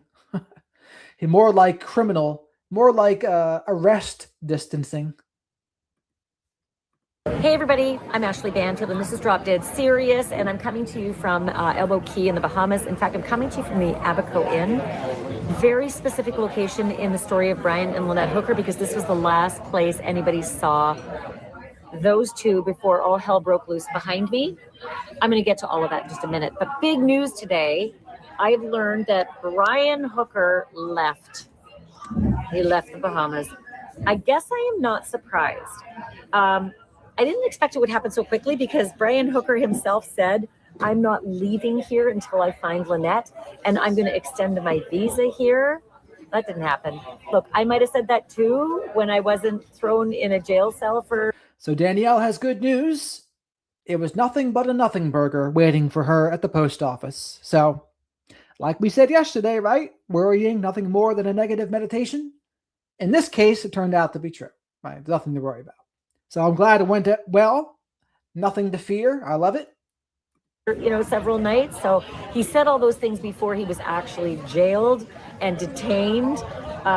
They didn't have enough probable cause, so they had to release him on Monday night at 8 o'clock at night. But Tuesday passed, and it is Wednesday at 7 p.m. And at about 1 o'clock this afternoon, Brian Hooker got on a plane to Atlanta. He told investigators that he wanted to visit his mother. He was detained at the airport. I do know that.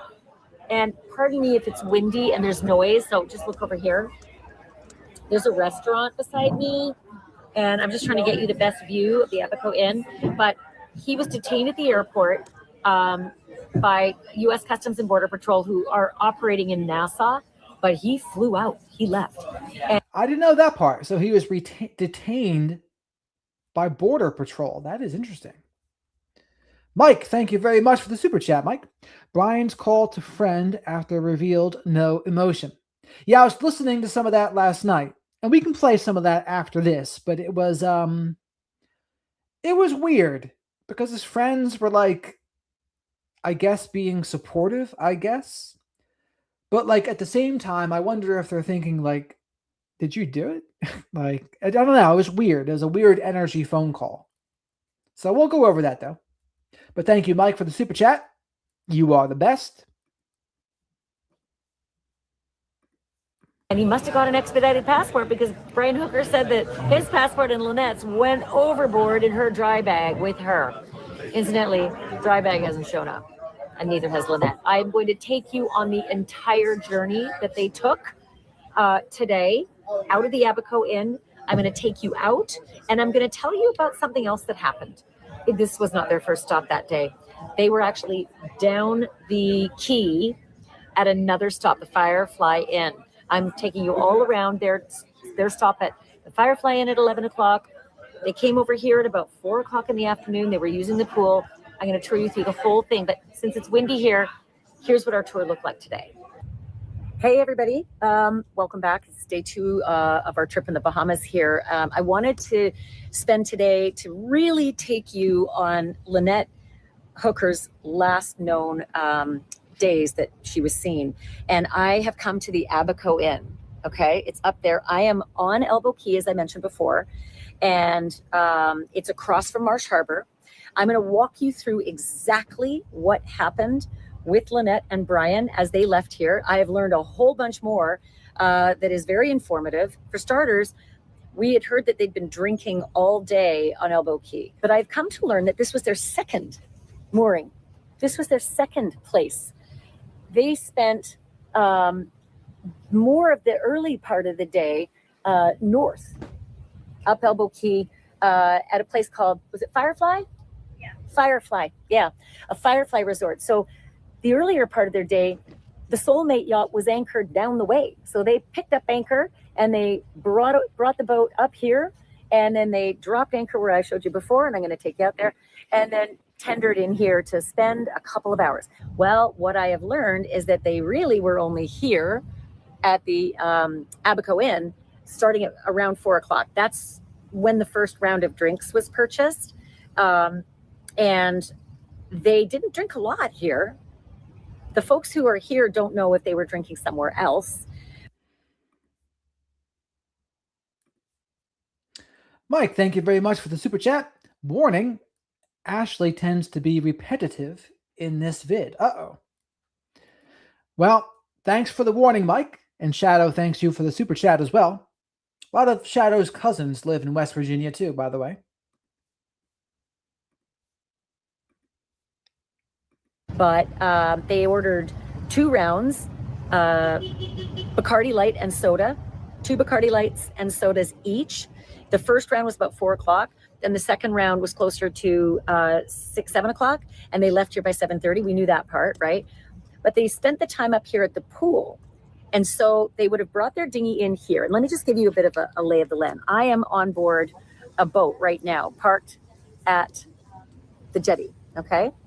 And you get out these ladders and you head up the dock and you head up to the inn. What's really interesting is the report of finding Lynette's watch. I have been able to confirm that she has an Apple Watch and that they did find it.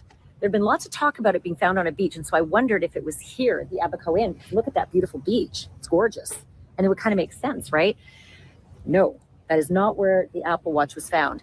Apparently the Apple Watch was found because Brian gave it to authorities off of the yacht Soulmate. So I don't think that the Apple Watch would be that helpful. She never made it back to Soulmate. If we're to believe what Brian has told us, she never made it back to Soulmate, and presumably she would not have been wearing it. But I do want to just sort of show you the channel because they came in here in their little dinghy. See how nice and calm it is? It's a protected area, very protected. I will tell you a little bit about what's not protected in a minute, but they came in via the entrance to this channel, okay? And when they left, they would go this way and turn that way to head south. And their anchorage, their yacht, was moored just outside of this little channel, not far away. In that little dinghy that goes about 2 to 4 miles an hour, it would have taken them 10 minutes-ish, okay? So they left here around 7:30 and turned that corner. And I'm going to take you out there in a moment. But I just wanted to show you what it looks like right here at the Abaco Inn where they spent their time. Okay, so here's what they would have done. They would have come in here and then tied up to these ladders. And on Saturday, the 4th of April, when they were here, on any given busy Saturday in high season, and we're in busy season, there'd be about 8 to 10 or so of those dinghies just like Brian and Lynette's, because people like to party here. It's a great place. I mean, look at it below. Again, I will tell you about those winds in just a minute because it's real windy up there because the Atlantic is on the other side. We're at a really, really narrow part of Elbow Key. We're at the narrowest pinch of Elbow Key. So it's just, there's just enough space for like the inn and the pool and everything. And then on the other side is windy AF. So you're not going to be taking any of those little dinghies on the other side. You're going to have a really tough time even more. Everyone say goodbye to Laura. She's bidding us adieu for the evening, and everyone to check out her channel too, Anxiety Art Adventures. So, and she's a mod here on this channel. So thanks again, Laura, for all your help and getting people to follow my Instagram, etc. Definitely appreciate it. Mooring a boat on the other side.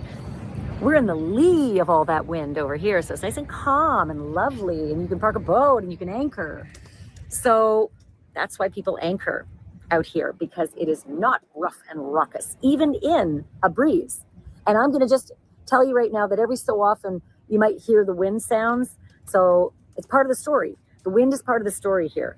There's some discrepancies on the wind that Brian says was blowing at 7:30 at night on Saturday, April 4th, when Lynette disappeared. He said 20, 25 knots. People I've talked to here who were out on the water at that time, at that day, said absolutely not. 18 max. But even 18 knots, which is not as insignificant wind, is way less significant when you're in the lee of the island. And we are in the lee of Elbow Key. I'm in the nice protected part. The wind is screaming over there. You can see the palms are like blowing like stink because the Atlantic is over that building. Yeah, the Atlantic Ocean and the screaming wind and the waves is all on the other side. This is the nice, calm, protected. I mean, look at that beach. Look how calm it is. Hope you can see it, and my camera skills are kind of shitty, but so it's nice and calm. It's a little breezy right now. I'm shooting this at 12 noon on Wednesday, April the 15th. So, like I said, they'd come in here, and all the little dinghies would anchor or would tie up to these to this dock and walk up these ladders. And you see that center console boat over there? Hopefully you can see it. I don't think I can zoom this way. No, I can't. You see that little center console boat? I'm sure you can see it clearly. Over there, parked just the sole guy. There'd be about 8 to 10 of those boats as well. And they park nose in and they anchor their butts out. The stern gets anchored out so that they can park a lot of these boats in here. Again, Saturday, peak time, busy time, fun time for all the sailors and the yachtsmen. It is always Corona o'clock on the Bahamas, so Shadow the Night Owl told me. You know, Shadow the Night Owl used to drink more, but as we've gotten older, Shadow has said the hangovers aren't so fun anymore, so we haven't done that as much. And the boaters to come in here and spend some time at the Abaco Inn and have fun. And maybe hang out at the pool, right? When you're on a sailboat, it's always ocean, it's always salty. Sometimes it's really nice to get in, hang out at the pool. It's why they had a mooring as well, a mooring ball over at Marsh Harbor. Check out my podcast episode yesterday. I gave you the whole tour of where Soulmate is moored right now. I circled around that boat. I showed you, it looks like it's a little, abandoned boat on its own. Nobody's living on it right now that we know of. But the police have been searching it on a regular basis, daily. We know that. We also saw the police yesterday as they just came from the boat. A couple other things I want to tell you about that I saw here, and I will show this to you as we get up on land, but the police are here now, and it is the Coast Guard. It is the U.S. Coast Guard investigators, and they are going into the private property driveways, and they're going to the shore, and they're looking for any evidence they can find of Lynette or Lynette's things, or any evidence of something that may or may not have happened to Lynette. So from what I heard today alone, is the first day that the U.S. Coast Guard canine teams have shown up here at Abaco Inn and started searching with their dogs. All week long since this happened, Brian has been, of course, detained and then released, but the searches have gone on. The bartender is really the only person here who could give a good description of Brian. Didn't see Lynette, but we have been told that she was wearing a black bathing suit. I'm trying to track down where that came from and why. That's knowledge right now, because I don't know that the bartender didn't see her because she was at the pool, and Brian came and got the drinks at the bar and went back to the pool. But Brian himself was not wearing a shirt. And he actually apologized, according to workers here. He apologized for his demeanor or his attire, because it was getting close to the dinner hour and he was coming in to get drinks late, but he didn't have a shirt on. He just had his swim trunks on. So it's entirely possible that Brian and Lynette were just in their bathing suits in the dinghy, coming in, having some lovely, drinks and fun and swimming. And maybe Lynette was only wearing a bathing suit and maybe a cover-up when she disappeared. So what I'm going to do is I'm going to get out of the boat, head up that ladder, and walk up there so that you can start seeing a little bit more what it looks like here at the Abaco Inn and what steps they would have actually taken. I'm literally going to follow in the steps of Brian and Lynette. Warby Parker is one of those things where once you try it, you honestly wonder why buying glasses was ever such an ordeal. I'm docked at the dock, okay? As they would have, but they were in a dinghy, so they would have climbed up, right? These ladders, right? And they would have walked up the dock like I am, and it's so beautiful. Like, you could stop on the beach and hang out here. Also, please note that it's lovely and the wind is light, right? You can see my hair's barely moving. The palm trees are rocking, because over that side, it is not so light. The wind is totally different on the other side. That's the Atlantic over there, okay? This is the Sea of Abaco back there. And it's calm and it's nice and it's perfect for mooring your yacht. And that's why everybody moors out there. They throw their anchors down there, or they moor, because it's protected and it's calm. It's in the lee side of the island, right? The wind is coming this way, and the island, right, is blocking a lot of the wind, because that's the Atlantic, the windy part. So I will show you what it looks like over there. You won't believe how rough it is and windy. You would not be going and boating in any vessel, close to shore over on that side. But basically, I noticed, you see up there, there's a camera up there. We have learned that there are cameras all over the place here, and that the proprietors here have spoken with the police. They've provided video. There's video. I think she's just happy to be in the Bahamas, I think. It's probably what it is. All over the place. There's video at the pool. There's video at the bar. There's video at the docks where we just were. That was where we were. Yeah. And then there's another dock over there, right? There's video pointing to all of these places. So if it's windy, you'll have to apologize. I'll have to apologize. You'll have to forgive me, because we're getting into the windy part now, because we're going to cross this road and head up to the inn. This is where Brian and Lynette would have come once they docked their dinghy, and would have headed towards the pool, passed by the bar. But you're going to start seeing that it's quite windy, because we're going to hit the Atlantic over this knoll, so to speak. And you can see other people are here. They're here enjoying themselves. Right now it's 4:00. It's quite warm, but lovely. So here we are. Here's the bar. Really nice. I actually just had lunch right there in the restaurant, facing the calm Abaco Sea, right? But the bar is there, and that's where he would have ordered his 2 drinks, 2 rum and sodas, Bacardi Light.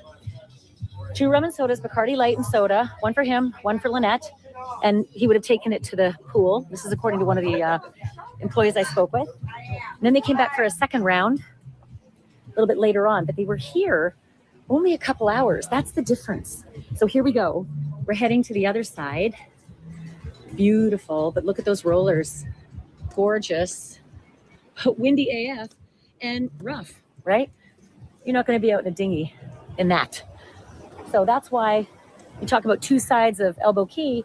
That's the Atlantic side. And then the leeward side is calm right there, where you absolutely could be in a dinghy and you could throw anchor and come in for lunch or a day at the pool or a few drinks. So there you go. I'll take you down there in a hot minute. Let me go back here and tell you a couple things. So what I found so interesting was that originally I thought that they'd been at this place all day drinking, but I have not yet found out whether they were hammered or whether there were any fights or arguments. The day staff hasn't changed out to the night staff, and the bartender isn't working tonight, the one who was working on the 4th. So far, no reports that anyone has suggested say that there was anything untowards. They kind of were nondescript, like they went somewhat unnoticed. So it's only the bartender that really remembers them. Okay, this is the windy side of Elbow Key. I'm at the pool area where Brian and Lynette spent their couple of hours having some cocktails here. And you can see how windy it is. I'm having to stay close to the iPhone so you can hear me.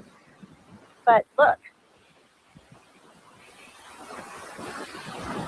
This is the windward side of Elbow Key. This is not where the boat was parked. The boat was parked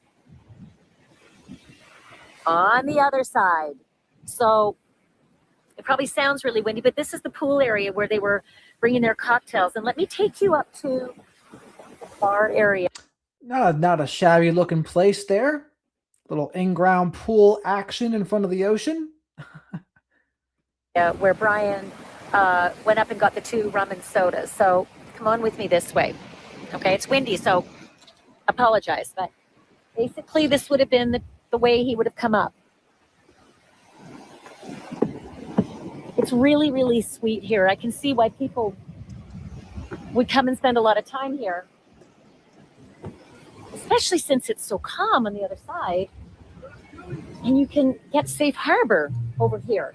I mean, look at the difference. Look how calm it is over here. This is where we parked, right? It's calm. It's the leeward side. It isn't that other crazy ass ocean side, right? So he would have come this way, and this is where he would have come and ordered the cocktails at the bar. Again, just 2 rum and sodas, Bacardi Light and soda, and then a second round, one at about 4 o'clock. And another one around 7:30ish, somewhere around there, because they finished up and left. And he apologized. He came up wearing just his bathing suit and bare chest and said, "Oh, I'm sorry, because I know it's getting close to dinner hour." So they were clearly, it would seem, on just some day excursioning in the bathing suits, enjoying Bahamas. So there you go. This is where they would have ordered, or he would have ordered, the rum and sodas to take back to the pool area back there. See? Yeah, so look at how calm and lovely. Behind me, again, super nice. Perfect anchoring, perfect, when you're in a dinghy. That's not rough. But we're going to go out and you're going to see. So I'm now standing up at the Abaco Inn, and the Royal Bahamian Police, as well as the Defense Force boats are here. And it appears that they are hooking up with the American guys that we've been seeing here. They've had their canines and they've been doing their operations and their searches. By the way, please remember to like the video here. Like the video if you would like to visit this place or have a home here on the Bahamas. Subscribe to the channel if you're not already. Say hello to the flock of black sheep in the School of Pisces in the live chat. And I go live almost every night to talk about true crime and current events a little bit after 10 p.m. Eastern. I have been earlier, Laura. And if Livin were here, I would say that to her too. And super chats, great way to support the channel and get questions answered. Super stickers, same thing. And becoming a member or gifting memberships gives you access to the members only live streams. We can't see them on the private property where they've been working. But it looks as though they are getting the pickup. In any case, these guys have been at You guys have been at work for every single day since Lynette went missing, either over here on Elbow Key or in Marsh Harbor, where his soulmate yacht is still moored. Lynette and Brian actually started their day on Elbow Key here at the Firefly Inn. It's another really popular place just to hang out. A lot of boats will anchor. Take a look at this. A couple of these boats have anchored out here, and then they'll head into shore right there. So this is where they were. This is where they were around 11 o'clock on Saturday the 4th, right there at the Firefly. I thought that they were at the Abaco Inn all day. Nope, they were only at the Abaco Inn for a couple hours later in the day, starting at 4 o'clock. It was here at the Firefly where I think they may have started their day. At least that's the only information I can get. I mean, and most of this here, I mean, I guess it's important to go know the background a little bit, but it's like, what does it mean? You know, like, does it help us figure out what's going on in the case? Not really. Not really. You need to figure out what happened directly when they went out and looking at the clues from there. And all we do know is Brian himself has been caught in several lies already.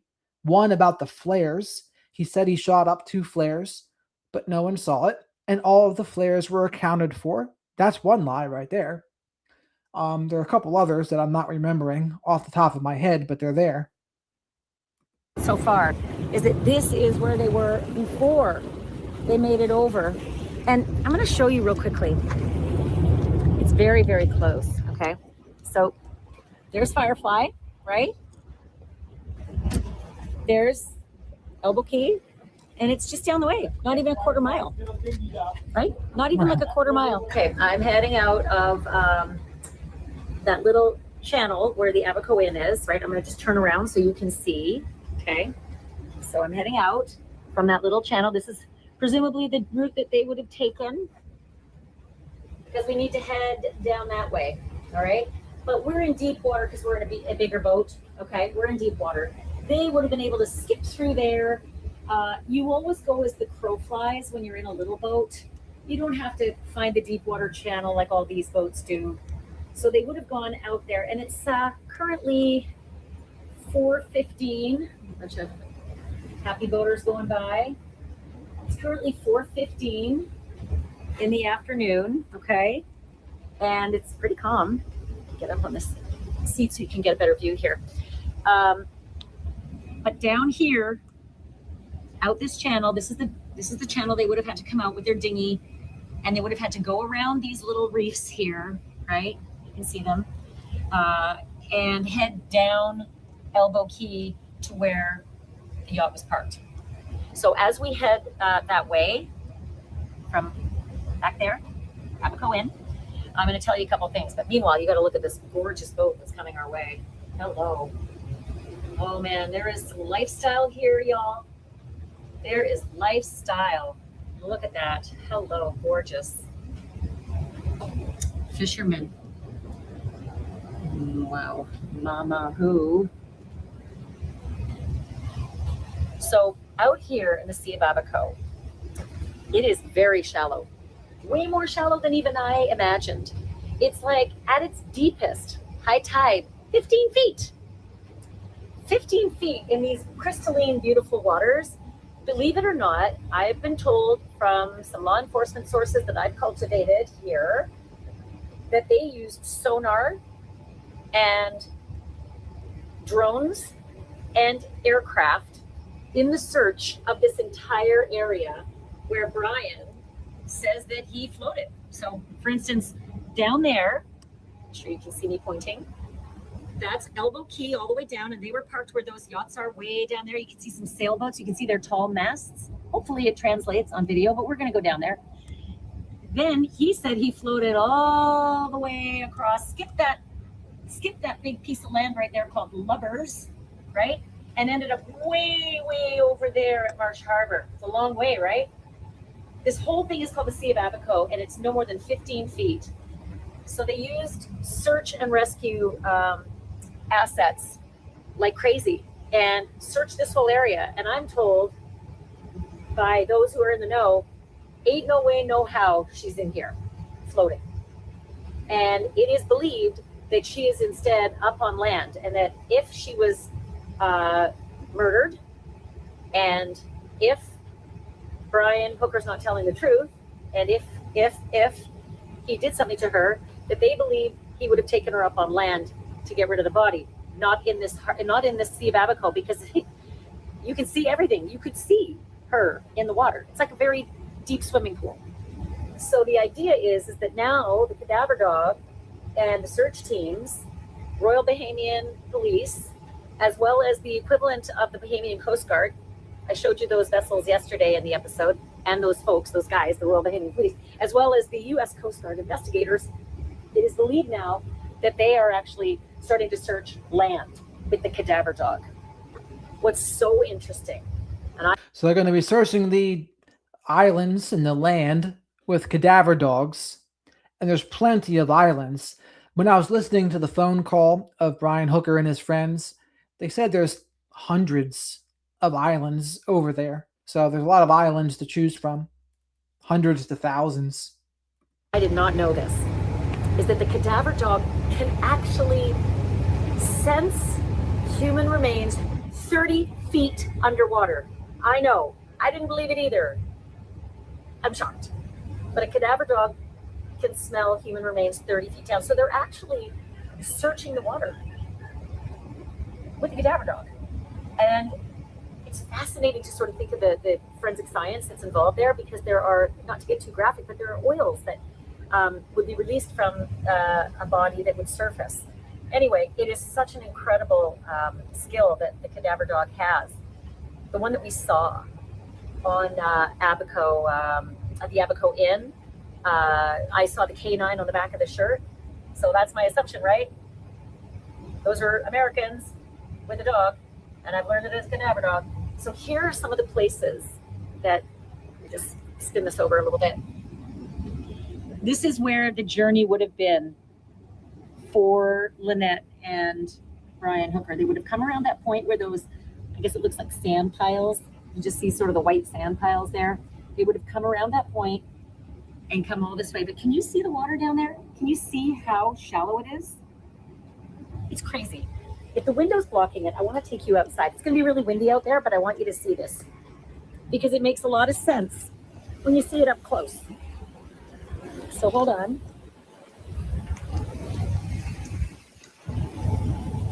Can you see how shallow? I mean, you can see the bottom the whole way, and we've just come into a deeper part. But you can basically see the bottom the whole way. Really fascinating. Look at that. White sand down below. Some of the coral is a little darker. But there you go. That's how shallow this is. Anyway, let me head back in so that we're not blown away by wind. So you can see how search and rescue actually had a pretty easy time looking at the Abaco, the Sea of Abaco. And from what I understand, I don't believe for a minute that there's a body in the Sea of Abaco, even though, you know, it's pretty big. It's actually not that big. I mean, look at that. It's like a giant lake. Almost like a giant lake, if that makes sense. Now you can see some of those catamarans and keelboats. They're all, they all threw an anchor down over that way. And is this Pat's here? Okay, so you see this? What's it called, Pat's? Aunt Pat's Bay. Okay, so this over here, this, where that big white wall is, that's Aunt Pat's Bay. Where's the public dock? What he was beginning to say was right off of Aunt Pat's Bay Okay. dock, which is one of these two docks here, One of those over there? right off of this white wall. Okay, so these two docks on either side of that white wall, that's Aunt Pat's Bay. This is where Lynette and Brian were anchored. Okay, this is the actual spot, and I have it on first authority because I have actually spoken with someone who got up on the boat with him after all this happened. So the person I've spoken to got on board, soulmate, with Brian the morning after. And this is where he came. So you can see how close we are to land. And again, remember I told you it's super windy on the other side. It's really windy on the Atlantic side here, but we're in the I mean, it's also possible that he took her to a land and maybe hid her. Like, I don't know. We just don't know here. But like, I don't know where the currents would even take her either, right? So it's hard to say right now, but there's a lot of fishy things here, right? That's for sure. leeward side. So you can see it's nowhere near as raucous over here, right? What are the knots right now? What are the wind knots about right now? Right now, it's blowing about 13. Blowing about 13? Yes, ma'am. And on that night, it was blowing about 18. About 18. Yeah. So this is what 13 knots looks like in terms of a blow. The wind is coming this way, but on Saturday night, it was blowing that way. And see over there? That is the close land right there. A bit of salt spray on the window, sorry. The close part, the land that's closest to us is Lubbers. And then beyond that, way over 4 miles away is Marsh Harbor, where Brian says he floated to. So if he's floating across, he's either going to float right up on Lubbers, or he's going to miss Lubbers and float all the way to Marsh Harbor. I've heard two versions. Impossible that he would have missed Lubbers, and maybe possible that he would have skipped past Lubbers and ended up floating all the way to Marsh Harbor. But if you think, why not swim to shore? If the story is that she fell out in rough seas and she's a strong swimmer, look, I don't know how far off land they plunked down, but the person who got on board said it was not more than 1,000 yards. So 10 football fields. I could swim that. She was a strong swimmer. He's a Marine. And I'll tell you something else that doesn't sit well with me. I've learned since there were 2 life jackets in the dinghy and an oar that was not broken off. He said to his friends in messages that he had a broken oar. Okay, there could be semantics here. The oar, one of the oars was gone, and maybe it broke its connector, but there was a full oar, like a full paddle in that dinghy, and 2 life jackets. So, I mean, you got to ask yourself, why wouldn't Brian throw on one of the life jackets, grab the other one, and jump out and swim to her? And in the meantime, as a Marine, right, and also as a mariner, 2 different things. He's a United States Marine Corps veteran, but also he is an accomplished sailing mariner who knows boating, who knows safety, who knows how to throw an anchor. We're in 15 feet of water. Throw the anchor out. He's already admitted I did it too late. But why? You have 2 life jackets and you have an anchor in the dinghy. Throw it out, grab another life jacket, put one on you, jump over and get Lynette. None of that happened. And the last he saw her swimming towards the... It just doesn't sound like he made much of an effort to get her, right? Like, I don't know what happened. No one saw it, but it just doesn't seem like he made much of an effort. Shadow doesn't think so either, by the way. But Shadow also wants me to remind you all to like the video because likes are free. Spank the like button if you're feeling a little bit frisky. Leave your DNA of choice on the like button. And subscribe to the channel if you're not already. Oh, okay. Well, he said about 1,000 yards or so. Swim to shore. Swim to the boat, the whole thing just sounds weird. One other thing that I heard that was interesting from one of the search and rescue folks is that in an 18-knot wind, it would be very hard in that particular dinghy to paddle against the wind. The way it was described to me is that dinghy was a bit like a sail. And it almost felt as though it would be picked up and blown that way. But wouldn't he have hit Lubbers right there? Would he have really been blown all that way? So I learned something else about that. Search and rescue did like a wind cone from the location back there of where he was moored, okay? And they went out with a V that basically took one side there to about one side there. And that V was all the potential of where he could have landed. So yeah, he could have landed on Lubbers, the very most northern point of it. But then also way more possibly, he actually could have floated out past Lubbers and all the way across to Marsh Harbor, the long way away, 4 miles. But Lubbers was within that cone. So again, couple schools of thought. He's a U.S. Marine. He didn't throw the anchor. He didn't put the life jacket on and grab the second life jacket and swim to her. He said he had a broken oar, but there was not a broken off oar. There was an actual oar in the bottom of the dinghy when they recovered it, as well as the 2 life jackets and a flare gun. He had said something about shooting off a flare. There was a flare gun, and I believe it was expended in the bottom of the dinghy where it washed up at Marsh Harbor. It just feels really odd. It just feels very, very odd. And even hearing from the search and rescue contact that I have that you could paddle your might out and the wind would still push you that way. It still would. I just feel like, why would you? Why wouldn't you get out and swim? I would have gotten out and swim. But there's another story that I need to tell you about, and it has to do with sharks. Way down Elbow Key, down there, there's a place called Toulouse, and right over here, there's a place called Marnie's. And in between there is some shark activity. At Marnie's, apparently around 5:30 or so, which would be in about an hour, a lot of the fishermen come in, and apparently there's a lot of sharks that swim in that area. Bull sharks, tiger sharks. So is shark activity possible when it comes to Lynette? I think the answer has to be yes, because 5:30 is only 2 hours before. Brian says around 7:30 she fell out of the yacht, not far from Marnie's and Toulouse. One other place where they may end up searching with the cadaver dog is over here, just to the left of all those white buildings. There is where the Abaco Inn is, okay?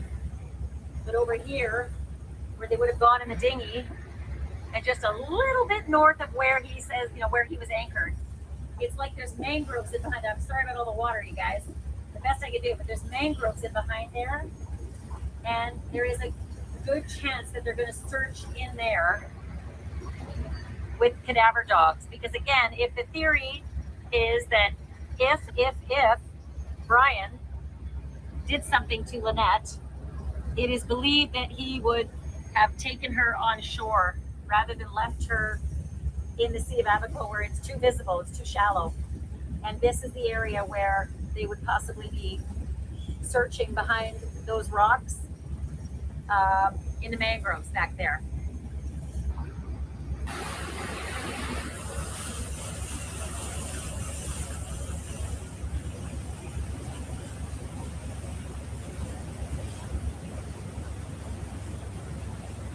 So there is the Abaco Inn, the entrance to it where those white buildings are. This is where the dinghy would have traveled. This is the area right here where they were anchored. And over here is where they may be searching later. Behind those rocks, there's a bunch of mangroves that they like to get in behind and search with the cadaver dog. I know it's a little bumpy, a little noisy out here, but such is the noise of the big boat. And that is Pat's right there. And they were anchored just off of Pat's, about 1,000 yards maybe.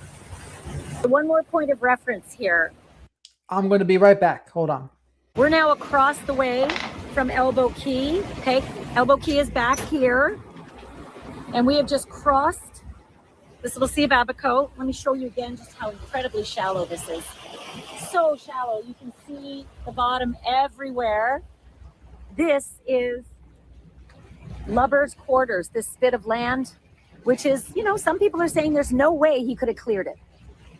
There's just no way he could have cleared it. Some others say, yeah, it's possible. But I do want to show you that there's police activity. They have come over here with that crew that I saw earlier. And they're out here because it's pretty remote. And if the belief is that Brian did something and put Lynette up on land, a cadaver dog would be able to search that out. Again, I'm sorry about all the wind, but again, to see the point of reference back there, see that big white roof and wall, that's Aunt Pat's, and we are going right across the water to Lubbers. It's called Lubbers Quarters. Lubbers Quarters, this bit of land. And there are those police boats. Those police boats are right there at the dock. And my assumption is, I'm going to go inside where it's not so windy. My assumption is that they are up on land. I see one or two personnel in the boat. Okay, so now we've spotted some of the search teams. Hang on a minute.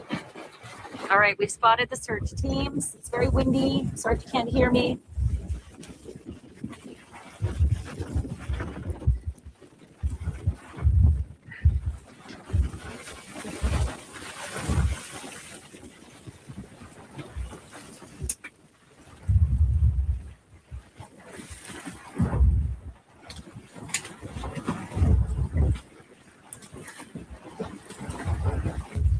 A couple other guys over there.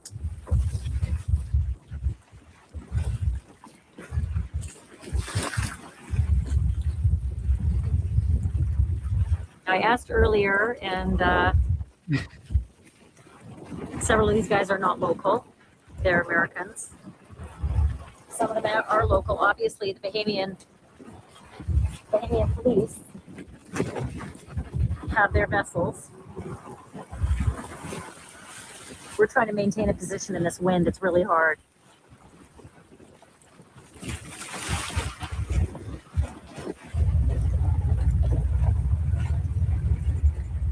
They've got that cadaver dog coming back from being on land, getting back onto the Bahamian police force boats.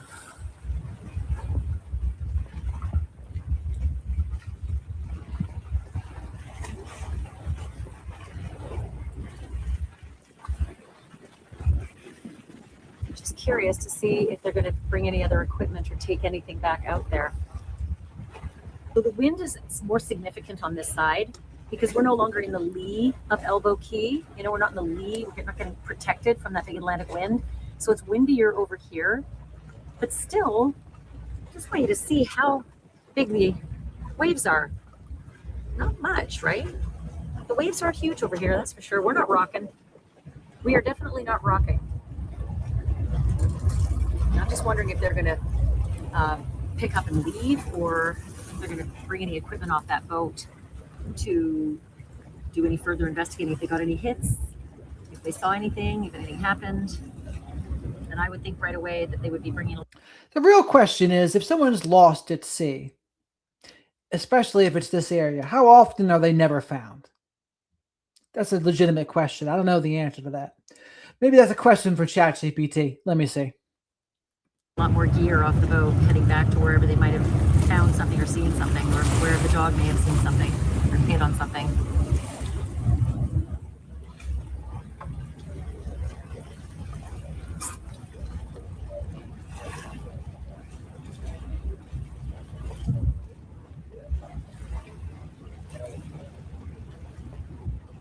Right over here, that is where they were hanging out of the Abaco Inn. Right. They came out of this channel, Right. and they were parked right over around here. Exactly. See where the anchor's at? That's right. Yep. Then again, too, like That's Pete Aunt said, Pat's right there. Right, Okay. Aunt Pat's. So then if he drifted, the idea is that he would hit That's right. So Lubbers. here's the quick answer. So ChatGPT says, short answer, usually not, especially if the body is lost in open ocean. Here's why. Vast search area. The ocean is enormous. Even a small uncertainty in location can turn into miles of search space within hours. Currents and drift. Ocean currents can carry a body far from where the person entered the water, sometimes unpredictably. Sinking versus floating. Many bodies initially sink due to air leaving the lungs, Later, decomposition gases can cause them to resurface, but not always. Marine life and decomposition. Sea life and natural decomposition can significantly alter remains, making recovery or identification difficult. Weather conditions, waves, storms, and visibility can hinder search efforts and recovery operations. When bodies are found, recovery is more likely when the incident happens close to shore, the location is known precisely, search teams respond quickly, waters are calm and shallow. Calm and shallow part we got down. I guess maybe you could argue how calm. In those cases, bodies are often recovered within days to weeks. Interesting. So general reality. Near shore, moderate chance of recovery. Open ocean, low chance. After long periods, very low chance. Here. The wind we're going, Okay, and this is where they're searching right now. But look at the depths all the way through here. Very shallow. Nothing, you know, 4 feet, 5 feet. maybe 8, 9. And these recordings are at high tide. So at MLW, So median? main low water. Okay. So at the very highest high tide, how high would this be in In here, Yeah. just give or take, add a 2.5 datum Okay, on to so 7, maybe 10, 11 9 feet. 10 Yeah. feet. And we were at this tide at the time this happened, right? Maybe a foot or so above, a foot to 2 feet above. So the idea is that Brian said, no. He went all the way from there and floated and ended up going all the way across to Marsh Harbor, 4 miles away. All right, so they're pulling out now. Did you guys see anything? Were you able to see anything? Any luck? I don't see if you can see them. They're nodding no. Yeah, they're saying no. But I'm not sure that I deserve any answers. They're official, you know. So they're with the Royal Bahamas Police Force, and they brought out 2 of their ribs. These boats are great because they can get anywhere. But they're leaving, and I'm not so sure. I'm pretty sure actually that if they had found something, they wouldn't just depart like this. There would be probably something else done. So far, no luck. Okay, we're speeding up because we're gonna head from Lubbers right there. We are gonna head, again, Lubbers right there. We're gonna head across to Marsh Harbor. It's a bit of a ways across, about 4 miles. And we're actually taking the trip right now that Brian says he floated. Long way. But he said he floated right across this Sea of Abaco and landed at a place called Calcutta on Marsh Harbor. And it's like a 50-yard rough lagoon area. He said he beached up there and had to walk through a lot of rough terrain to find someone to get help. And that's where they found the dinghy, was at the boatyard, the Marsh Harbor boatyard. So we're heading across there now. Let me show you again in the wind.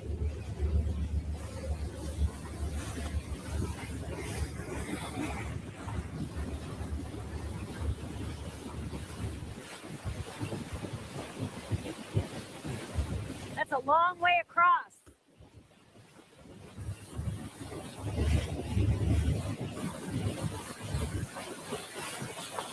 And the seas are not that rough.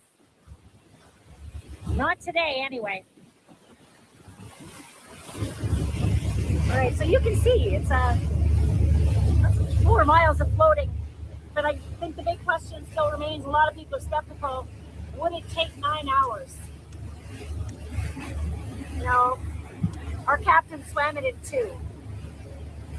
Think all those natural products you're buying. And by the way, where's B? B wanted me to go over this Hooker's case, and she's not even here. Sigh. Heavy sigh. But one company is doing things differently. The Van Man. It'll take us about 10 minutes or so to cross the Sea of Abaco all the way over to Marsh Harbor, and specifically the spot where he landed, Calcutta. But I mean, 10 minutes at 19 knots in this big boat, still having a tough time believing it would be 9 hours in a screaming wind, because Brian said the wind was screaming away at 25 knots and he got separated because of the wind. So that wind, you know, presumably would blow a tiny dinghy a lot faster than 9 hours. It just seems like a hard, fact to come to terms with.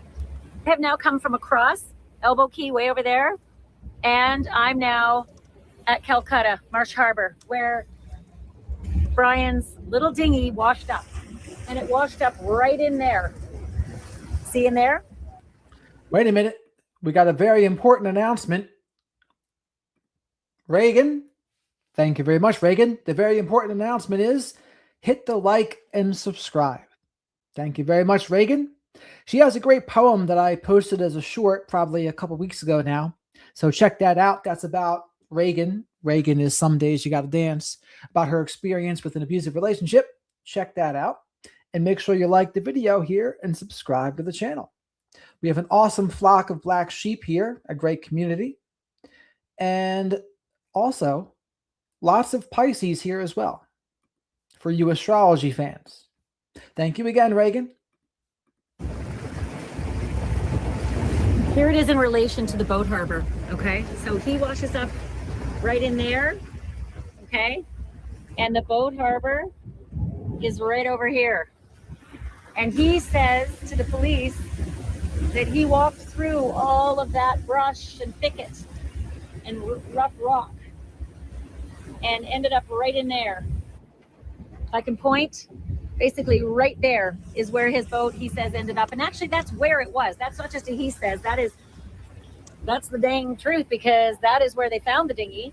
And someone at the boatyard found him walking. I'm going to just put this forward so you can see there's a lot of salt spray, so the view isn't as good. But the boatyard over there had a security guy that found him walking. So he walked, I don't know, that's probably 1,000 yards, maybe 1,500 yards to right between all those rough rocks in there where he landed and walked. And when they found the dinghy, it had in it 2 life jackets, interesting, an extended flare gun, and an oar, but it was not broken. It was not a busted up oar, like an oar or a paddle busted in half, like I was thinking. It was an oar, a full-on oar. Whether the semantics are that it broke off of its hinge that's usually on the boat, and maybe that one oar had broken off and was gone. To my knowledge, they have not found the second oar. Doesn't mean they haven't, it's just to my knowledge. But I do know they have that first oar, because that oar was in the bottom of the dinghy and ended up back on Soulmate later on. And I know now that the dinghy is in evidence. We sure didn't see it on board Soulmate when we saw Soulmate floating in Marsh Harbor. The dinghy ended up being taken from here after the morning of the 5th, right? When he washes up on shore in the morning of the 5th. The dinghy ended up being taken from here. Fire and Rescue got Brian with his dinghy back to Soulmate on Elbow Key. Be windy here. And he was able to put that dinghy back up onto the back of Soulmate and then sail Soulmate all the way across the Sea of Abaco back to Marsh Harbor and hitch back up to his mooring ball. So basically the trajectory of that dinghy was a lovely afternoon at the Abaco Inn, off out the channel. Oops, something terrible happens according to Brian. Just a minute. And then he ends up floating all the way across to right there, landing at Calcutta, super close to the boatyard. Ultimately, the police come, 4:35 a.m. They begin their search. Somehow that dinghy gets picked up again and taken back to Soulmate with Brian. The dinghy ends up on Soulmate. Brian sails Soulmate all the way across again. I'll show you all the way across from there, A random thought, where do you fly into the Bahamas? Which island has an airport? So do you have to like go from Florida to somewhere? Which islands have an airport on them? That's what I'd be curious about. all the way across to Marsh Harbor and around the bend and into his mooring position. Be a hell of a night, tell you that much. It'd be a hell of a night no matter what, because it did land there. It's just what happened before it landed there. How long was it really crossing this Sea of Abaco? How long was he really afloat without any possible means of saving himself? Because he did have a full oar. It wasn't broken off. It was a full paddle-like oar that he could have used. But it was, it's windy over here. It's windy once you get out of the lee of Elbow Key, right? But this is one hell of a mystery.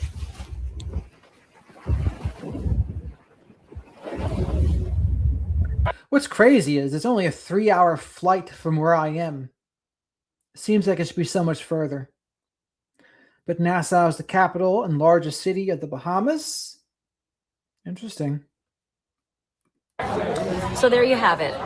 We are still here at Elbow Key in the Bahamas. We came from Marsh Harbor way 4 miles that way. And we're going to continue investigating. I'm talking to Search and Rescue soon too, because the volunteer fire department did search and rescue that morning, and I'm starting to learn a lot more about what happened that morning and what Brian's demeanor was and things he said and the things that did and didn't show up in his dinghy, because they got his dinghy, as you saw, on the other side at Marsh Harbor, but some of that stuff doesn't match up. But fascinatingly, some of it does. So thanks so much for listening and watching. This is a very unorthodox podcast because I don't have my big microphone. I'm really on the move, and I'm boating from island to island to try to sort of chase this story and catch as many people as I can and learn everything I can. But thanks for listening. Thanks for watching. And remember, So check out Ashley Banfield's channel if you haven't already. Now I got one more video to watch here. And maybe you can listen to some of the call that he does to his friends. Pick up the scent. Able to detect people in the water. Grizzly update and the desperate search for overboard mom, Lynette Hooker. Good evening. I'm Nancy Grace. This is Crime Stories. I want to thank you for being with us.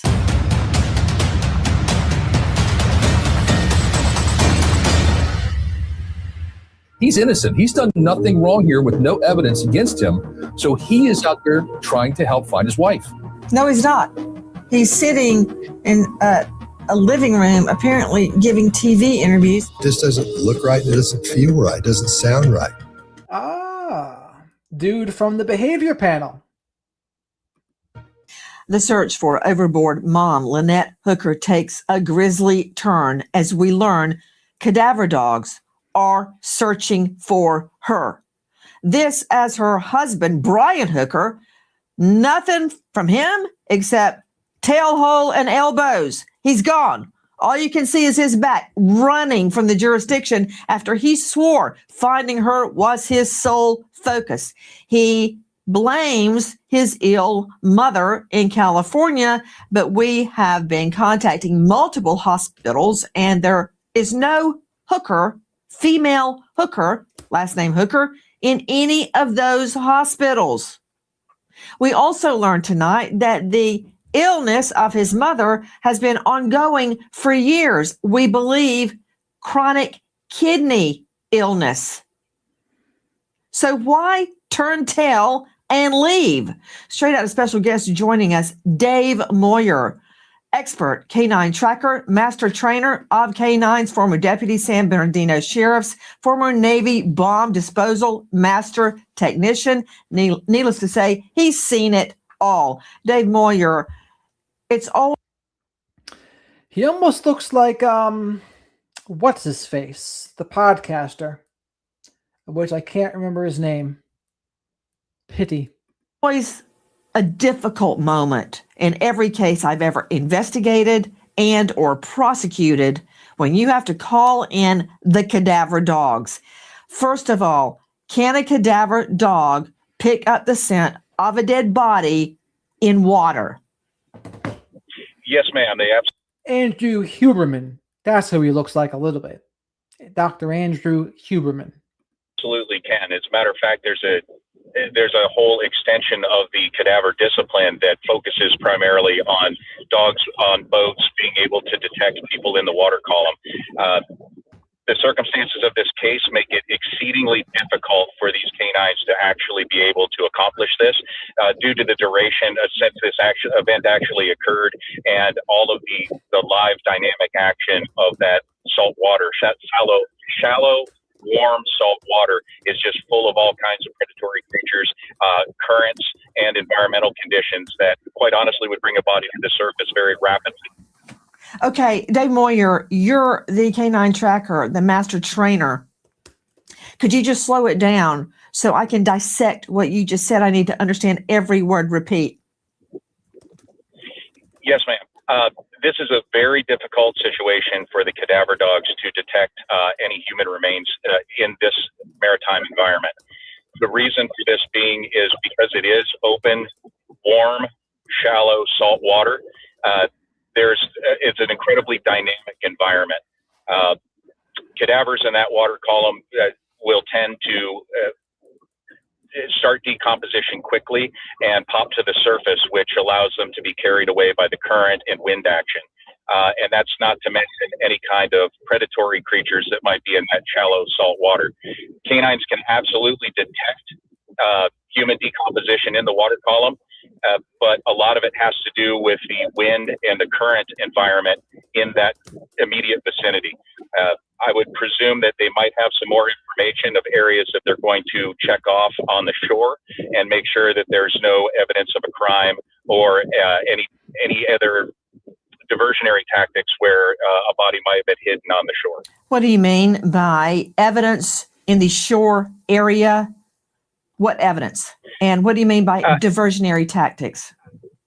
The story here is that she had fallen off the boat. Now, if that is possible, it's going to be very difficult to find her in the maritime environment. And that doesn't mean that if a crime occurred, it didn't happen on the shore. These cadaver dogs are trained on trace amount of human remains. If there was, for instance, a crime scene on the shore where there was any kind of blood that may not even be visible, the canines can detect any kind of blood for a crime scene, let's say a crime of violence, for instance, that they would be able to detect any of that in those areas if they have some areas to investigate. For those of you just joining us, a grisly turn in the desperate search for Lynette Hooker. Her husband and Lynette take a knife. I mean, the way she titled the video, you would think a grisly turn is you found the body or something. But that's not what happened. So, an interesting framing. Nighttime boat trip in a small dinghy. According to the husband, 2 to 3 foot waves suddenly swell up and she, quote, bounces off the dinghy. Several questions to you, Dave Moyer. Now, Dave Moyer, let me see him, please. Dave Moyer, I assume you have smelled a dead body, correct? Yes, ma'am. One or two. Okay. Yes, no. Mr. Moyer, having had the stench of a dead body forced upon me as a felony prosecutor, it's the kind of thing you never forget. You smell it once, you're never going to forget it. It's easily identifiable. Point. Even I could smell a dead body if she's out there. So I'm not clear why you think if she's out there, and you said in these situations with warm, salty water, she would immediately float to the surface. Of course. So if I can smell a dead body, you're telling me the canines can't smell a dead body? I find that very hard to believe. Oh, ma'am, they can absolutely smell the human decomposition if they're placed in the correct area. Again, based on what the wind and the current is doing, that decomposition odor may not be in the area the dogs are in. So it's incredibly critical that they have really good locations to deploy these dogs in. You could be 20 meters away upwind of where the body may be, and the dog won't have any odor to detect. Does that make sense? If the odor is blowing away from you, they're not going to smell it. Yes, that does make sense. Now I understand. You also mentioned that you would expect the body to immediately pop up in the water, as they always do. That is the nature of decomposing bodies. Their bodies begin to fill up with decomposition gas, gas. That's why they become bloated. And that is why they come to the surface. It's easily understandable. Sadly, I've had to explain it to many juries. You also mentioned creatures that could tear her body apart. However, even if that happened, wouldn't you expect to find some piece of a floating body? And ma'am, that is possible. Again, the canines need to be put in the correct location. Human tissue does not last tremendously long in warm salt water. It tends to decompose very, very rapidly and lose its cellular cohesion. So it turns into something that doesn't quite look like pieces of human anymore in just a few short days. If her body is still underwater, or part of her body is underwater, which due to the laws of body decomposure and nature, I don't see that happening. The body, unless it's weighted down, like Lacey Peterson stayed down on the body of the San Francisco, on the floor of the San Francisco Bay for a long time. She was weighted down with cement blocks. Unless Lynette Hooker is weighted down, her body or part of her body should surface. However, if she's underwater, could they smell her, the dogs smell her underwater? The answer is yes. Ashley Banfield told us 30 feet, did she say, or 15 feet? Let's see what this guy says. Yes, ma'am. Yes, ma'am, they can. There's documented over 400 volatile chemicals that are involved in human decomposition, and all of them are lighter than air. So they're going to ascend in the water column in the form of bubbles. When those bubbles reach the surface, obviously they pop, and then that deposits that human decomposition odor on both the surface of the water and into the air. Now, whatever the wind is doing is going to dictate a lot of where that odor is going to be and how detectable it will be to the dogs. For instance, a very strong wind makes it very, very difficult. A very light wind or still conditions make it easy for that scent to pool in an area and much easier for the dogs to locate it. Dave Moyer, one more quick point. You mentioned the winds and the currents that could conceivably have taken her out to sea. But when you look at the diagrams, the sketches, the maps that he himself sent, instead of out looking for his wife, he was having long-winded conversations with his friends, which they recorded, I might add, giving his version, putting his version out there. 3 days passed with him not looking for her himself. It'd be a cold day in HELL that my husband or children go missing and I'm not out there looking. But that's just me. Fair point there by Nancy Grace, right? I mean, the optics of him leaving, even if his mother truly is sick, it's just not good optics. Not good optics for him. Look at this map. This was in shallow water. This is a map he provided. Shallow water. How in the world? Explain to me, even with winds and currents, why we can't find her. And if you see, it's in an inlet. It's between two strips of land. It's not out in the open sea. Yes, ma'am. I don't know what the currents are in that particular area. I haven't reviewed any charts on that. But again, I come back to what you had mentioned with how much he discussed this with his friends. And he points to a very specific area he wants people to look. If you're trying to hide something, you're not going to tell people where to look, right? Straight out to Melissa Andrews joining us, crime investigative anchor WTOL 11 on the disappearance from the very beginning. Melissa, thank you for being with us. Where is Brian Hooker? Because I was told that he was headed to California to go be at his mother's bedside. But we have been contacting multiple hospitals. So someone said that his mother's in hospice or something. I don't know if that's true or not. In the area where we think he is, and there is no Miss Hooker in the hospital. Well, his attorney said that he received imminent word of his mother being gravely ill. And that was just one day after Brian said that nothing would stop him from finding his wife, and that someone with more authority than he would have to tell him to stop searching for Lynette. I've talked with Lynette's daughter, Carly, who says that Brian Hooker's mother has been ill for a while with kidney failure. She says this is not a new illness. And that this morning she is headed to give a statement to police. She has now arrived in the Bahamas with her boyfriend to Marsh Harbor, where Lynette was reported missing. But as far as this illness, she says this is nothing new. Now, could the mother have taken a turn for the worse in this kidney illness? It's possible.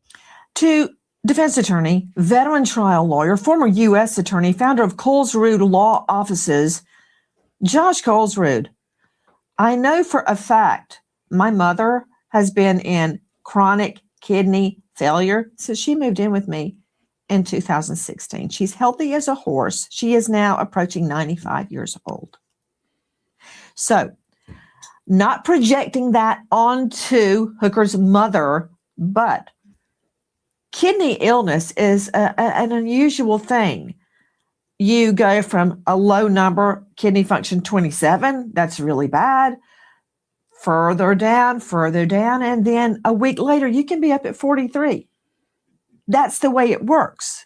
Now, the daughter, Carly, who knows the grandma, says this is a long-standing illness. But suddenly, in the face of his wife missing, he has to return. Coincidentally, while he is still a suspect in her disappearance. Thoughts? When you're in a foreign country and all eyes are pointing and looking at you, and you're well aware that people get accused and convicted and charged with crimes that they've never been convicted of, is it that far to say that, hey, I want to get out of here before this foreign country tries to arrest me? You know, I think that is a normal response when you are being accused of a crime that nobody has been able to prove in any way whatsoever. And if his mother really and truly is sick, I think we can sympathize with that. I mean, who wouldn't want to be next to their mother if they're on their... This guy's like the defense attorney for him, right? This is the defense's case. But I have a feeling Nancy Grace isn't going to buy it. Deathbed. I mean, imagine this person is innocent and he's going through the worst moments of his life. His wife is missing. Now his mother is sick and could be dying. I mean, where's the sympathy that this guy there right now? There's no forensic evidence. There's no body. There's no proof that this death was caused by any criminal conduct whatsoever. And I think right now we have to give him the benefit of the doubt. Okay. At this juncture, we know he has touched down in the U.S. This as cadaver dogs brought out to find Lynette Hooker. We have been in touch with her daughter, and her daughter is giving a statement to police. Joining us now, Irv Brandt, former Senior Inspector, U.S. Marshal Service, International Investigations Branch. He has traveled around the world seeking, finding, and dragging home fugitives. Irv Brandt, also author of best-selling series on Amazon, The Jack Solos, most recent, Going Solo, Gospel of Luke. Irv Brandt, thank you for being with us. Do we have an extradition treaty with the Bahamas? Because their police commissioner stated, yeah, we're cutting him loose and we're counting on the U.S. to bring him back if we need him. That was pretty blasé. We do have a extradition treaty with Bahamas. I believe it was rewritten and re-signed in 1994. And it does allow for the extradition of nationals, whether they be American citizens or citizens of the Bahamas. So if the Bahama authorities did apply for an extradition warrant, the United States would comply and issue a a provisional arrest warrant for him, and he would be taken back to the Bahamas. Well, there's nothing stopping him, is there, from going to somewhere like Indonesia, Korea, the Middle East, Ukraine, Belarus, Kazakhstan, Eritrea, Ethiopia, Somalia, Cuba, Venezuela, you name it. There are many, many, dozens and dozens of nations that have no extradition treaty with the U.S. Nothing is stopping him, is there? No, Nancy, there isn't. So what do you do about that? I mean, what if he goes to one of those nations that doesn't have an extradition treaty? What then? He was released without being charged, and I believe that he still has his passport. He came back to the United States. He would have needed his passport to come back to the United States. And since he's not charged and doesn't have a warrant for his arrest, the U.S. State Department has no reason to confiscate his passport or cancel his passport. So, yes, the Is answer that is your yes, way he of could leave saying the- no, nothing stopping him from leaving, simply put? Short answer, that's correct. So what do we do? Or Brant go, please come back, pretty please, with sugar on top and a jelly bean. Is that how you get him back to the Bahamas when they find the body? No, that wouldn't work. I'm saying please wouldn't work. We'd have to I drag think it him would. back, That was kicking and screaming. He was being ironic there. How do you get him back? It would have to be a cooperation with the country that he's hiding in, even though some countries we don't have extradition treaties with. They're willing to cooperate with us and say, Remember, France is not cooperating with America in regards to Roman Polanski. what was called an expulsion, a person that they don't want in their Okay. country, or deportation to a country, if not straight back to the United States, to a country that we do have a extradition treaty with. Okay, what if he's in the U.S.? By the way, we understand his flight took him from Bahamas to Atlanta, Hartsville, and then on to California. What if he is in the U.S.? How do we get him back to Bahamas? Let's say he's in the This water here, wherever they are, looks much deeper. Doesn't look like they're in the Bahamas there. Southern District of California. The warrant under the provisional warrant under the extradition treaty would have to be issued out of the Southern District of California. Then he would be brought in for hearings, which would include whether he was going to be released pending the extradition. And in the case, Can we sneak up on him and grab him like a bounty hunter? once the warrant is issued, the answer is yes. Yes. Okay, Yes. Josh Colesrud, at that juncture, what happens, to my understanding, is having dealt with a few of these, the Bahamas will issue a warrant. Just like in the U.S., when you've got to take someone from, let's just pretend, Louisiana to California. California issues a warrant. They send it, a governor's warrant it's called. They send it to Louisiana. There's just two questions. Are you Josh Colesrud? Are you the Josh Colesrud in this indictment? You figure that out with a fingerprint, a simple fingerprint. If the answer to that is yes, you go to the jurisdiction where you're going to be tried. Same way with international warrants. Bahama issues the warrant. It goes to pretend Southern District, California. They find him. They bring him to court. There's an extradition hearing. It takes about 10 minutes. They get a fingerprint. It's him. He's on his way. Agree, disagree? So, Nancy, I actually used to be the head prosecutor for a tiny island nation called the Republic of Palau, and I frequently had to deal with this issue. So the first thing that you have to do is file an extradition request with the State Department, which then forwards it to the Department of Justice. And there are specific guidelines that have to take place for that process to work. The second thing that you have to do, if you're in the Bahamas as a prosecutor, you have to identify the specific crime that you want to prosecute the suspect for. including the punishment. And it has to be a crime that is punishable in the United States. And then finally, like you said, you have to have an identity hearing. So, bottom line, Bahamas issues a warrant for, let's just pretend, murder. It comes to the U.S. through federal court. There's an extradition hearing. He's identified and sent back to the Bahamas. I haven't seen a whole lot of luck in our island friends prosecuting. For instance, just let's take a look at the Natalie Holloway case. Debacle.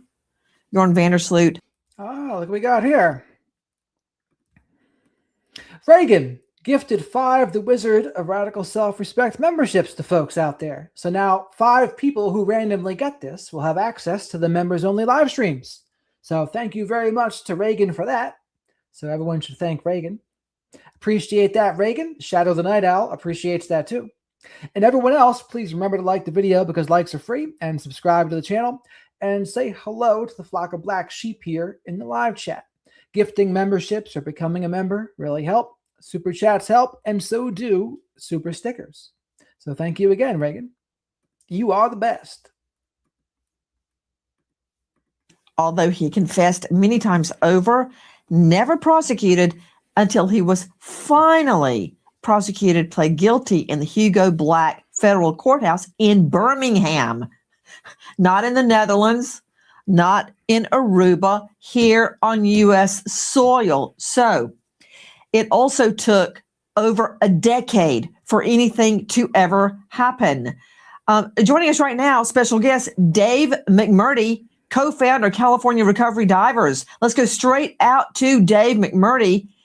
His company is comprised of avid divers and water people, current or former members of law enforcement. 20 years in law enforcement, public safety, diving. That was my dream job. After being a prosecutor, I thought that I would go be a forensic diver. What a job. Tell me if they are diving right now, Dave McMurdy. First of all, thank you for being with us tonight. Sure. What are they looking for?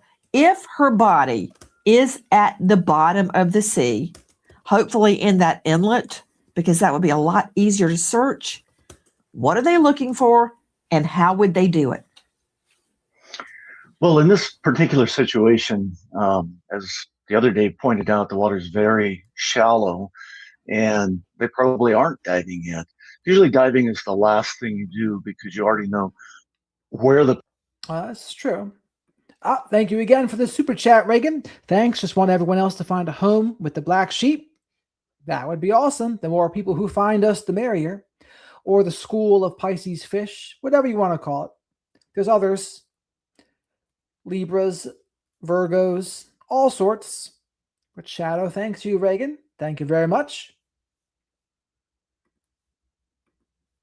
person is that you're looking for, and you know that you'll be able to find them pretty quickly. If it's a search situation, you have to narrow it down as much as possible and then execute a search that confidently covers the entire area. In this case, we have a large area, but it's very shallow. The water's very clear, and you can pretty much see everything from the surface. So what do they do? If we just start, and you can see the bottom, Dave McMurdy, where Right. he said this happens, you can see the bottom. I've actually dived near there before. Where they're talking about, it's very shallow. It's, I wouldn't say over 7 to 8 feet. So Right.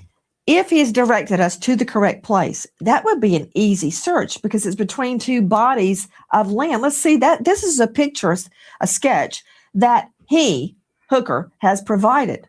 So right there where Lynette allegedly bounced off the dinghy and fell in, that to me would be easily searchable. It's when you get out in open water, it gets much more difficult. Yeah, even if she's, you're absolutely right. It's very easy to search without diving just from the surface. And so, you know, if his story holds water, then it's much more likely that she was on the surface for some period of time, going with the current, and went down somewhere else. Coast Guard has very accurate drift maps where they can track where a body would be going, where a non-swimmer would be going over some period of time, and she'd be somewhere along that track. But my understanding is it's still very, very shallow water. You can see the bottom from the surface, and so it's not really a dive until you know where you're going to dive. Joining us, Interesting. David McMurdy, co-founder, California Recovery Divers. Dave, please hold. I want to get an update from Melissa Andrews joining us, WTOL 11. Our sources have told us that his father had 2 strokes and he never went to the father's bedside.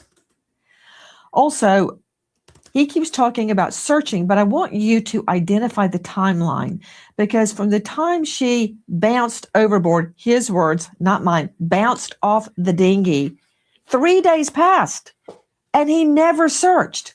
Do I have that right, Melissa? You do, Nancy, because by the time that he reported her missing, it was Sunday morning, April 5th, and then he wasn't brought into questioning until 3 days later, and we never did see him search. But I also want to point out something that I think is very interesting. When I just talked to Carly, Lynette's daughter, this morning about him leaving to go see his ailing mother, just as she is ready to touch down in Nassau and head to Marsh Harbor to begin her search, she says this shows his character. He says one day he'll never stop searching, and then he leaves the next day. Now, remember, this is his stepdaughter of 25 years. And regardless of what she's been saying in the media about him and doubting his story, wouldn't he want to greet her when she arrives in the Bahamas, explain in person what happened from his point of view, and make sure that their relationship is settled and maybe begin searching together? But that's not what he does. And I think that's what's raising red flags again with Carly. And just yesterday, we talked about this. His actions are not matching his words. And as an investigative reporter, that's what's keeping me digging into this. Yeah, I mean, his actions are not matching his words. Like, oh, a higher power, a higher authority is going to have to make me stop searching. And then like the next day, I'm going to go back. This doesn't add up. Been many allegations of domestic violence on his part against her. She left him multiple times and moved in with a neighbor. But I want you to take a look at this photo, Josh Colesrud. This is a photo of Lynette showing off the bruises that allegedly came from a beating by him on her. Can you see that? Or are you going to tell me you can't see your screen? Do you see that? Yes, ma'am. I do see that. But what I'd like to see, Colesrud. I see it, but what I don't see is the police report where Mr. Hooker was the victim of domestic violence from her. Don't forget that the police were called on her. That's because it was dropped. Well, no, that was dropped. That was the primary suspect. She was the one that was written up, and she was the one that was the 911 phone call was about her Give me action. that police report, please. So there was a volatile relationship between. I've got the police report right here. Yes, Brian Hooker, called police on her because he had a bloody nose. I've seen it. I've got the police report right here. When police got there, that's not exactly what they found happen, and they did not execute a warrant on her. And she did not wish to press charges, so they left. So that fizzled out, didn't it? You got to dig deeper because we've already explored that. That's not what happened. Next. She's got the bruises. He doesn't have the bruises. Well, where's the bloody nose picture of him juxtaposed next to the bruises of her? There you go. This was a volatile. I don't see any blood. Remember, me either. This was a volatile relationship, and they were both presumably drinking. And we've all seen the little. Oh, dinghy okay. Everybody at the bar, hold out your hands. You're going to jail. Yes, they were drinking. We know they were drinkers. That's not a crime. I believe they're No, both it's not. 21. No, it's not. But it makes falling off the boat more plausible when you're in something really small. I mean, that thing, nobody would say that that's seaworthy. Who goes out in the ocean with an electric motor in something that small? People that drink do that kind of stuff. And if the water's choppy and you're not wearing a life jacket, it's not a far cry to say that somebody can accidentally fall off the boat. And right now, again, we don't have a body. There's no forensics whatsoever. There's no indication that there was any foul play. Now, if they go through his cell phone and they find that he was doing Googling, searches about how to dispose of a body or how to get away with murder or anything like that, you know what? You can change my mind. But right now, all we have is smoke and mirrors. There's nothing there right now. Okay. She's gone. He survived. He left town. He's not searching. They have a history of domestic violence, him attacking her, according to the daughter.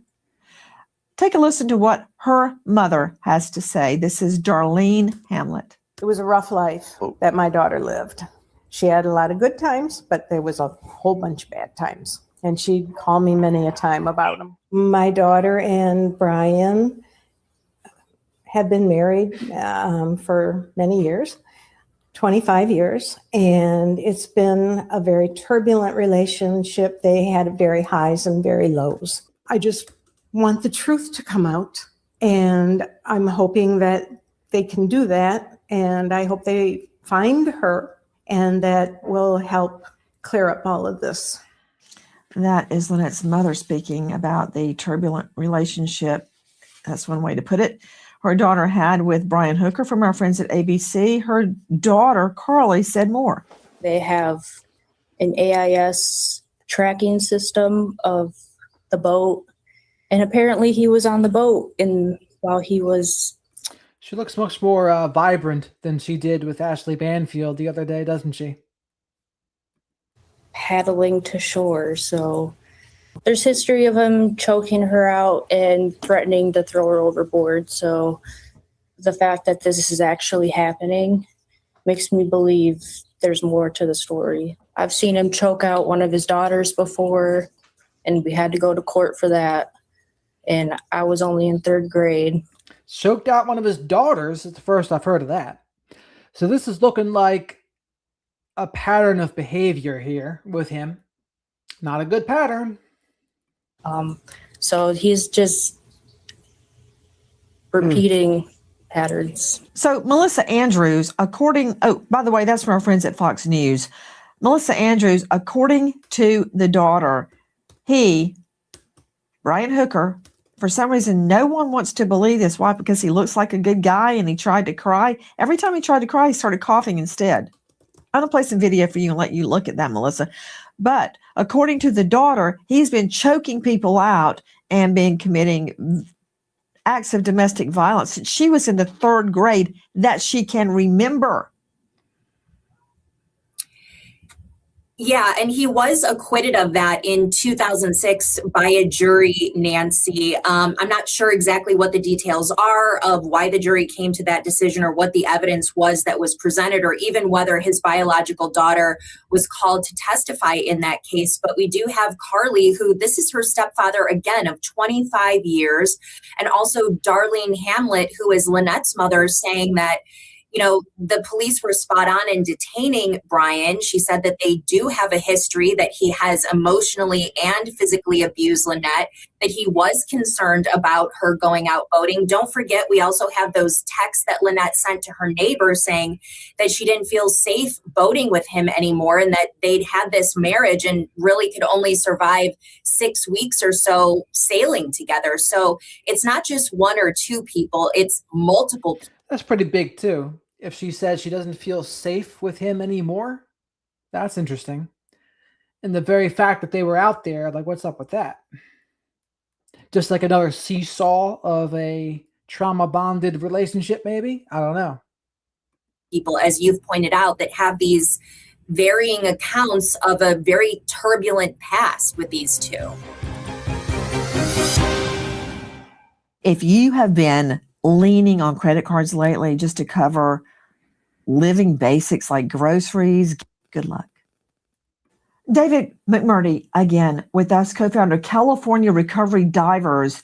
Did you hear what Curly, the daughter, said at the get-go? That AIS, the maritime tracking system, places him, Brian Hooker, aboard his sailboat when he says he was paddling to shore after Lynette bounced off the dinghy. What is AIS? This is it's a location system that transmits over VHF to provide GPS updates about where the AIS system is located. So if he has the AIS system on his person and it's transmitting from sailboat, that's where he is. If it's on the sailboat and he's on the dinghy, well, that's a different story. But the AIS system, wherever that's locating, it's basically every over a period of time. It depends on the quality of the AIS system. Is sending out a sort of a breadcrumb of a GPS location. So that's generally how it works. Well, you're absolutely right, Dave McMurdy. So to you, Josh Colesrud, now we're talking about digital evidence. And if the By the way, please remember to like the video because likes are free. Subscribe to the channel if you're not already. Say hello to the flock of black sheep in the live chat. There's also a decent school of Pisces fish in the live chat too. And I go live almost every night to talk about true crime and current events a little bit after 10 p.m. Eastern. AIS automatic identification system, it's basically a transponder. It's on ships. It's typically not on a person. It's used by vessel traffic services all over the world, especially in shipping, all around the world. It's global. So we believe he had the AIS system in the sailboat. And if that AIS system shows that sailboat was moving at all while he's supposed to be paddling around looking for Lynette, he's in, as we say, a whole heap of trouble.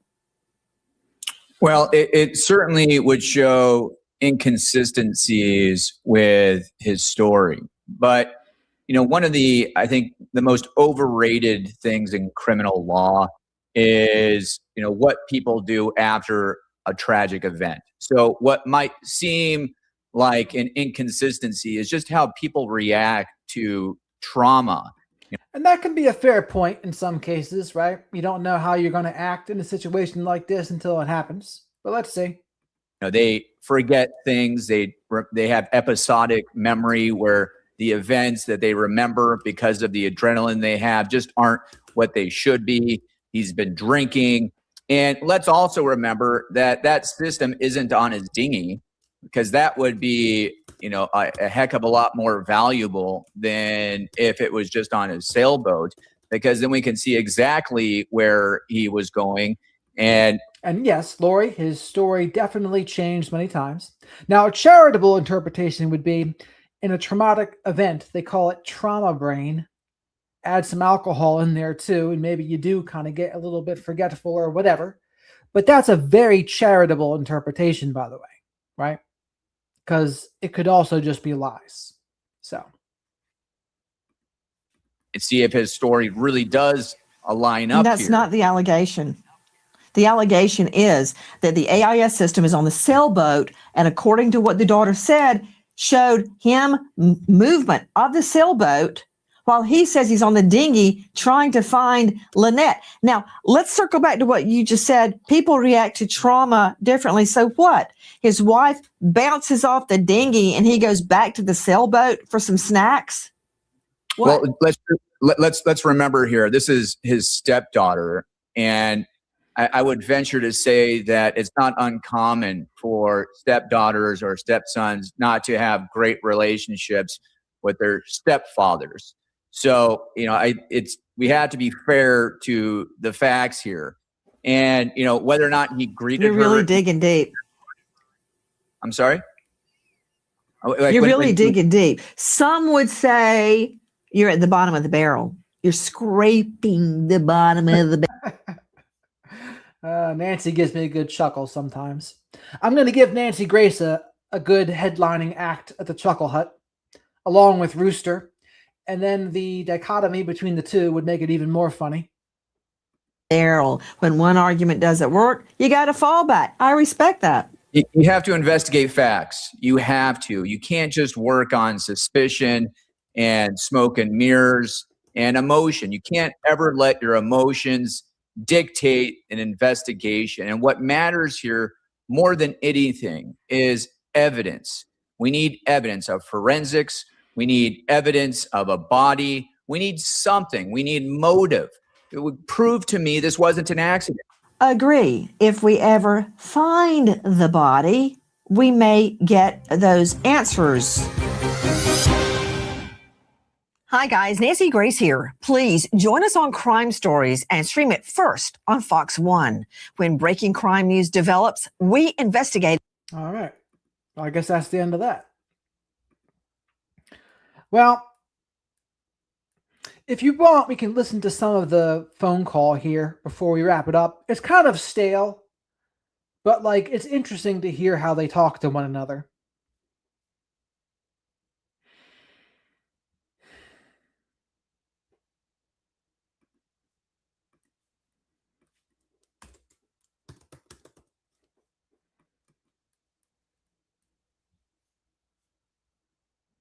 She's going to be somewhere at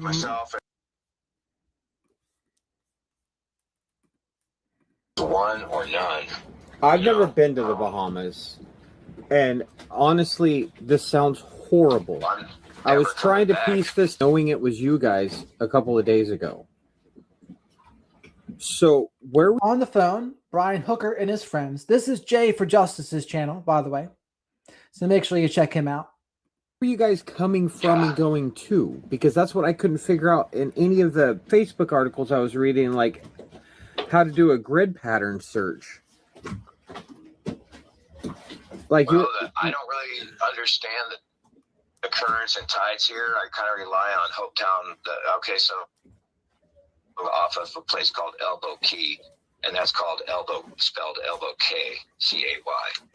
And we were kind of in the middle of the key, and there's a place called Tahiti Beach. It's really popular here, and it's a beach that dries out at low tide, and so a barge runs up on it and serves drinks all day from there. And there's a lot of manta rays will go around your legs and everything, and all of that. And so we really liked that spot, and we had been kind of stuck in the harbor for a while, so we were getting out and about, and we had to go to a different island called Great Guanakee to refill our scuba tanks, and it was going all right. And yeah, I mean, it's been strong easterlies, and that's what you get here is the trades. Basically, we're at the top of the trades, and so we were having, and that's the thing, Snow Baby, right? If the stepdaughter's talking there, that could be evidence, and it can lead to evidence that builds up the probable cause case, right? That's why it's important, because it might come down to that if there's no body. Will there ever be a charge? Well, with enough evidence, and something like that could be considered evidence, something like how Lynette was talking to her friends about not feeling safe with him and sailing with him anymore, that could also be evidence, right? You never know. Basically 20 knot winds steady all day with a couple gusts here and there. And where we were anchored was pretty quiet, but when we came out of this bar called the Abaco Inn, we came out of the channel and instantly got into the shit, into the chop. I capsized my dinghy 2 months ago with 7 people aboard and got Coast Guard rescued. I understand how quickly it can happen. I'm definitely not. For making it. Well, a pilot boat saved me. That's the truth. Yeah. Or, another thing that went wrong was it was the Saturday night before Easter, and when this busy anchorage, full of cruisers, it was pretty sparse. The winds were just fucking howling, and I still, my voice is not all the way back, but I don't know. This is not really a thing. I mean, she has to come back, otherwise I don't. She's really gonna give come a fuck back. about too much. You know? She's gonna come back. Yeah. I mean, Yeah. this sounds horrible to say, and I please hope you understand how I'm saying this. If there's a woman I want to fall off a dinghy and survive, it's going to be Lynette. I just need you to believe that. We've been doing this life the same amount of time you have, maybe a little less, but I haven't met another Lynette out there. This whole conversation seems weird to me. It's like something about their tone doesn't quite match the reality of the situation, right? Tell me if you think I'm wrong, but what do you think? Have faith. Yeah. Thank you. I have to. That's all I got. So the cops call me every couple, about twice or three times a day, and I update them where I'm at and things. And the Coast Guard has been pretty on point with assistance. I mean, that dry bag, Lynette carries a dry bag. She carries all the important shit because I'm not to be trusted with the important shit. I know exactly. Yeah, we're men. There's no passports. And the spare dinghy key, I have Jury Rica magnet now for the dinghy key. So I can, my intent is my sister and her husband flew in. Some of my in-laws are here. My intent is to meet with them tomorrow. And, I mean, we're updating on Facebook and shit, but, my kids are kind of fucked up. Lynette has a daughter and I have 3 kids, and they all grew up together these last 25 years. And Harley's basically catatonic, and Rosie's incredibly upset. And they're trying to take care of each other up in Michigan, a couple of 28-year-olds. And get your family together. Yeah, they're together. I mean, I get as much as we can, and I'm just here until I get her. That's basically the deal. I can't tell you I don't have to tell you what it's like to want to give up and not, but that was the craziest fucking night drifting out in the Abaco Sea that it was just. Brian, you're the one that taught me how to get through my worst night. And it's the only reason I'm calling is because I know that God knows that these are the worst nights of your life, and I'm calling you. Thank you for that. And all I've got to do is tell you that that dry bag has not been found, correct? Right. That dry bag is a flotation device, and you got to remember that. Too. That's another thing she had. Can you please call Apple and start the location shit? We did not have SIM cards though. That's a fuck up. By the way, Shadow wants me to remind you all to like the video while you're here. Likes are free. Spank that like button if you're feeling a little bit frisky. Make sure you're subscribed to the channel. The next benchmark here is 50,000 subscribers. And then 75, then 100. But we got to rock and roll here. Got to get these views back over. We need over 1,000 viewers in this chat. The most I've ever had is 8,000, I think. But we're a little low. Shadow says, what's up with that? Is this case not as interesting? What's up with that? Shadow says. And I say, I don't know, Shadow. I couldn't tell you. And today I've been hard to come help with Starlink to do any kind of phone calls. And Reggie, we do many things here. We do go over true crime. I do shorts on narcissism and toxic relationships, and I interview professionals like Dr. Peter Salerno, Dr. George Simon, Dr. Mark Eatonson, Dr. Z, usually about narcissism as well. And, sometimes I do some interviews with other kinds of people that I find interesting too. So we do interviews, true crime, narcissism. So I say narcissism. My banner says true crime, current events, and psychology. So that ultimately is what it is. Texting and shit. And today I went to go get a SIM card because that was another fuck up. Oh, good comps. And there's a fucking holiday. Every store was closed, and even the airport was closed on the island. And I don't even know what the holiday is. I don't give a shit. I've just been like, holy fucking shit. we did so many things wrong. Even I think my anchor dragged after I set it out. I'm pretty sure that fucker must have dragged. I couldn't really tell in the chop and stuff because I don't have 10 feet of chain on the end of the anchor. I only have line. There's just For a your million dinghy. fucking things that. Or for your big boat. For my. Now, is your big boat still where it was? Has 3. No, I just got that back into the harbor today. Yesterday was what? Sunday, Easter. Everybody Growing old disgracefully. Holy mackerel.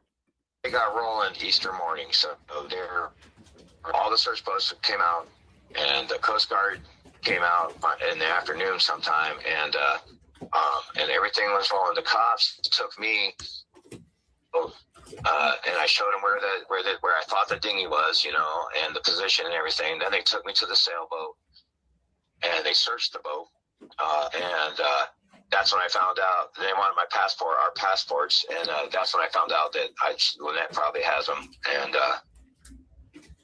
kind of a bummer for those guys for a minute, but they instead got the information somewhere else, and then they took me on the.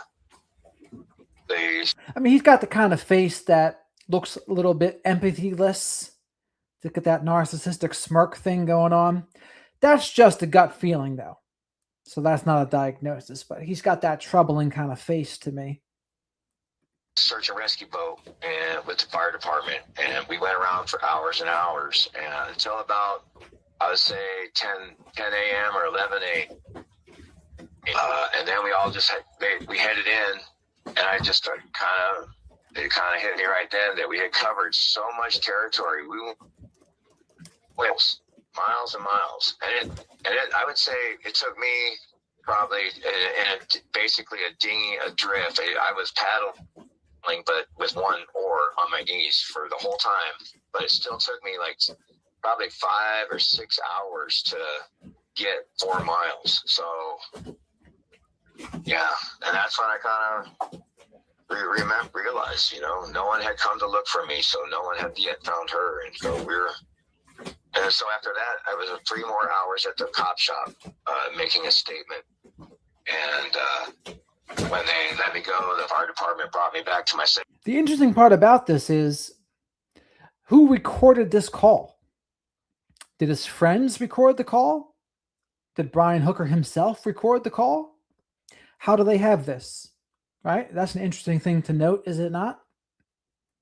Elbow, but it was too rough to go get the dinghy out of the beach, the little rocky beach where I beached it, and so stayed on the boat all night last night. And a couple. I guess the Bahamian police force put the word out on the Facebook groups and stuff, and so people did stop by to ask what they could do, but they're what the fuck, I mean, when the sun goes down, there's nothing to do or see. And other people were just kind of tourists, I think. But you gotta have the right attitude. So then the fire department brought me my dinghy. They went and got it themselves and towed it back to me at the sailboat. It's about 10 miles from where I'm at now. And then one of them kind of came on board and took the wheel, which was Lynette's job. So Well, I wouldn't necessarily know if this is the actions of a friend. Like, well, I don't know. What do you do, right? Like, if you think he's guilty, I guess you do this, right? But if you think he's innocent and you do this, I don't know. I could get the anchor up. And so I'll be spending the next day tomorrow installing a windlass switch for the cockpit, because we have to do both. I'm single-handed now. And so I'm gonna. My plan is when if these guys give up after Wednesday, I'm going back out. I'm gonna drop the hook and I'm gonna go in super close in my stupid dinghy until I find her around all those islands in this part of the Keys. Because there's no open ocean channel she would have been swept out into that I'm seeing on maps. Yeah, there is. They call them cuts. So if you see something that says cut, that is where you can get out into the ocean, and it can be depending on what the swell on the Atlantic is coming, it can be calm and placid, or they will be going against the wind or the tide, and you'll get these short, steep waves, short period steep waves and I've seen smooth like a motor. So that part was then basically the friends calling him out saying, yeah, there's nowhere for her to have floated to. And he was like, yes, there is. There's things called cuts. And that's what he's explaining right now. But I think they think it's BS. Boat, and I've seen sailboats just get fucking bent going out, trying to go out at the wrong time. There are some, but go ahead. What are the depths? Well, that's what this is, Lori. This is that recording, but this is just Jay for Justice's channel. Like, were you anchored? Where we anchored? I was anchored in 8 feet of water at mean low tide, and at high tide it was about 10 and a quarter.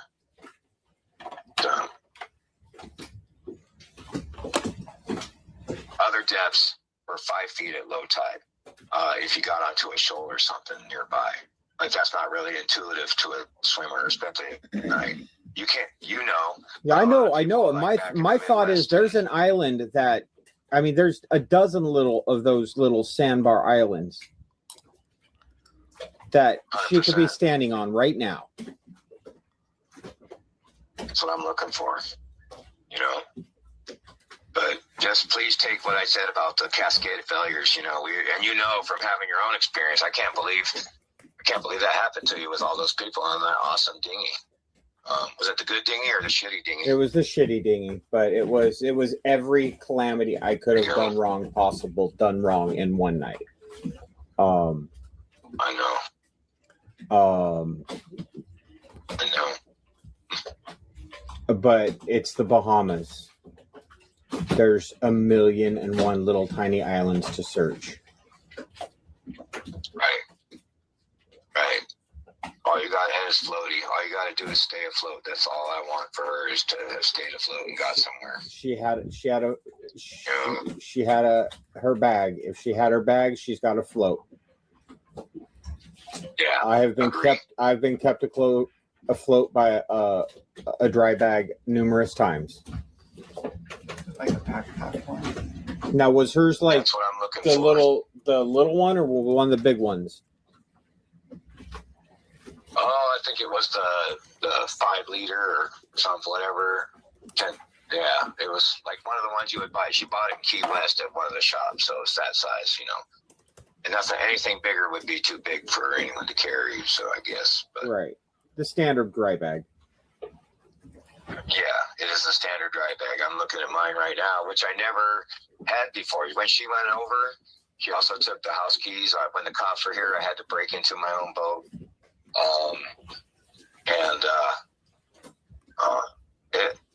So basically, though, you have to know the area and know a little bit about boating to know what's plausible and what's not. So the other sailboat channel, Sailboat Cameo or whatever it is, that's why they would know. Yeah, I had my phone with me. It had 20% charge. No SIM, no SIM card for the Bahamas. I just wasn't prepared. Like I should have been prepared. That was this is what comes of that. So I gotta get her back, and we'll fix all those things. But one thing I did not know is that until my daughter called me today is that this is on the national news, and it's just fucked up. And Inside Edition tried to call me, and I don't. So yeah. Oh, what's up? So the big thing here, I don't know if it's true where you guys are at, but everybody in the Bahamas uses WhatsApp, and I didn't have the ability to text any Bahamas numbers until I got that installed.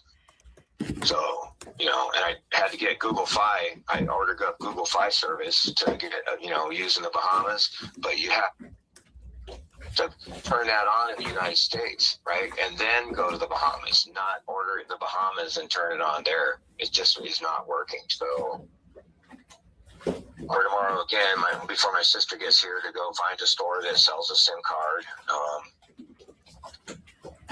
Well, while you're focusing on the water, talk to the police about checking every fucking little island.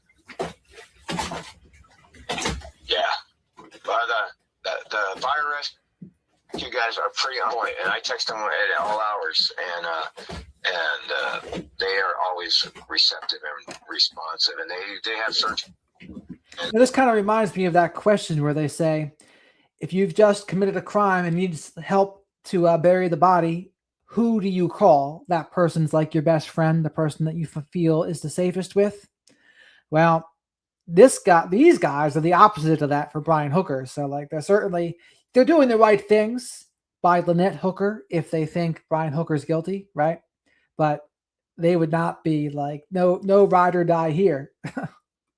All of that, and they're going to do a better job than I'm going to do, I think, except they're not as they're motivated, but not like I am, and I'm never leaving until I get that woman, and that's all there is to it. So I'm going to just start at one end of the two. If you look on the charts, Elbow Key is across from something called Lover's Key, and Lover's Key had a couple houses I tried to reach, but the wind and the tides didn't let me, and I just kind of drifted past them about 1,000 yards away or 500 yards away, and I was just going to break a window, get security out, and then call the cops, but there's no infrastructure, there's no cops on that island, so, and security might just be a blink camera. When I got to the boatyard, it was full of boats, many of them on the hard, and cars. And I thought, well, shit, there's fucking liveaboards here. Nope.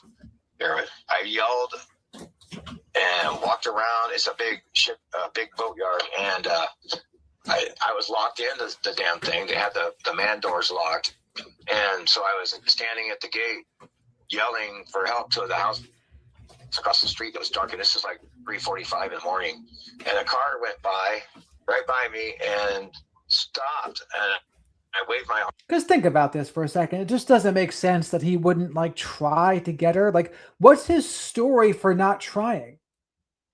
That's kind of what I haven't heard. It's like, well, she fell overboard, and then what? Like, you didn't do anything? You didn't try to like hunt her down? Like, and maybe hunt is the wrong word, but track her down? Weird, right? And stopped about 100 yards away, and he stopped and I'm yelling, please help, please help. And the fucker opened the door and looked out at me and then closed the door and drove off. And what marina was that? So the Marsh Harbor Boatyard, or Marsh Harbor Boat Works. So I tried to get into their channel when I was paddling, but the tide carried me right past it, and I ended up on the rocks 1,000 yards away and had to hump over the coral and shit. It's stupid mistakes all built into, frankly, a devastating loss to everyone she touched. We love you guys. So, thank you guys. I love you too. Thank you for calling. I'll keep you updated. I'll make sure I do that. I'm gonna send you what the SAR guy sent me today, and I'll do the same thing when they report out tomorrow. Send me everything you got. I'm gonna contact everybody I know in the Bahamas. I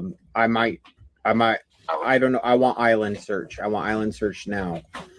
All right, I'm gonna get on. I'll send you a copy of the charts where a screen grab or whatever, and I'll put a mark on there where I think this stuff happened.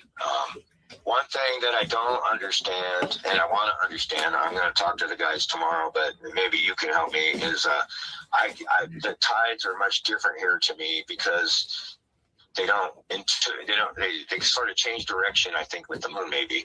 And so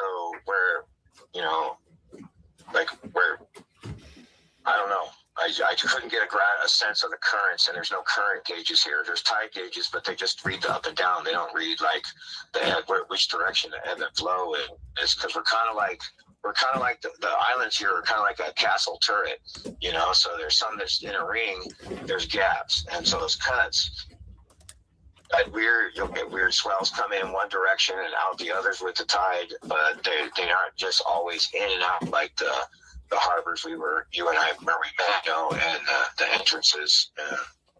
Right. We're very clear that tides go in the river and they go back out the river. But here, it's kind of like they well up from everywhere, and it causes maybe more wraparounds. Decent. So I never really did grasp how that was. I just knew that, I was being blown by the wind west on a strong easterly, and I was trying to paddle south, and I could not get there. And but when, some hours later, the tide started carrying me south. So through it, but I happened to be passing by a cut, and it's just lucky it did, or I wouldn't be here either. Probably I was getting pretty hypothermic towards the morning. I mean, some of this sounds word salad like, just like jarbled. Good morning. But yeah, it's terrible. It's just fucking terrible, and I appreciate you guys so much for calling. Absolutely. Other people are harassing my kids and things like that. And opposite of supporting, I would say. That's awful. And the media is just, I don't know. I haven't watched the news. I haven't watched any TV since I watched it last with Lynette. In fact, I just ate an hour ago for the first time since I last ate with Lynette. So you guys were anchored outside Abaco Inn, like by White Sound or Joe's Cay? Yeah, we were anchored out by I would say a half mile south of the channel, the White Sound channel on Elbow Key towards Tahiti Beach. We were at the south end of something called On Pat's Bay, like Californian St. Ant, or Westerner St. Ant. But yeah, we had gone whatever, half a mile or so, 3/4 to Tahiti Beach, where that's the popular place. Hung out there all day, met people that later, the next 2 days later, cool people. And I remember, how it is, people that don't do what you and Marty and Lynette, they think we're fucking awesome.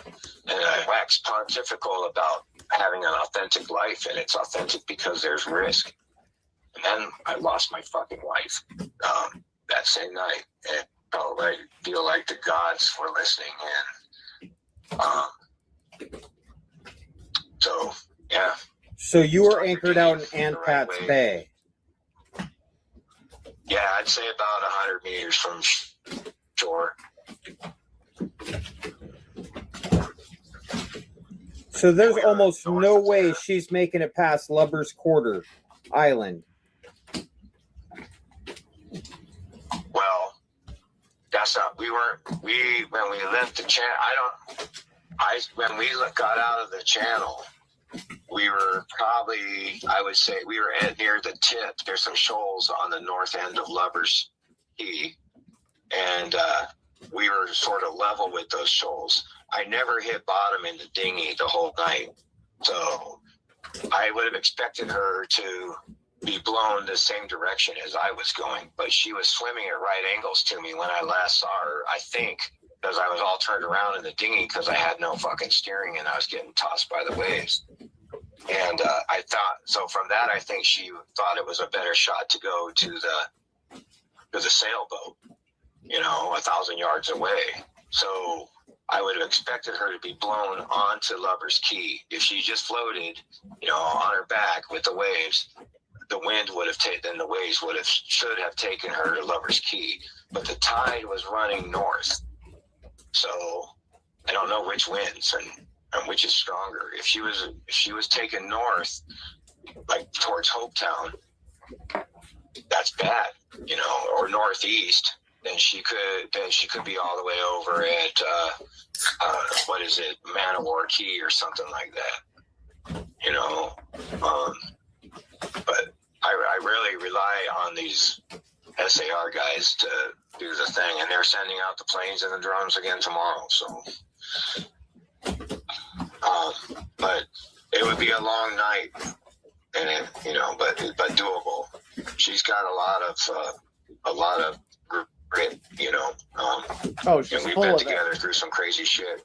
She's full of grit. Yeah. Agree, Marty.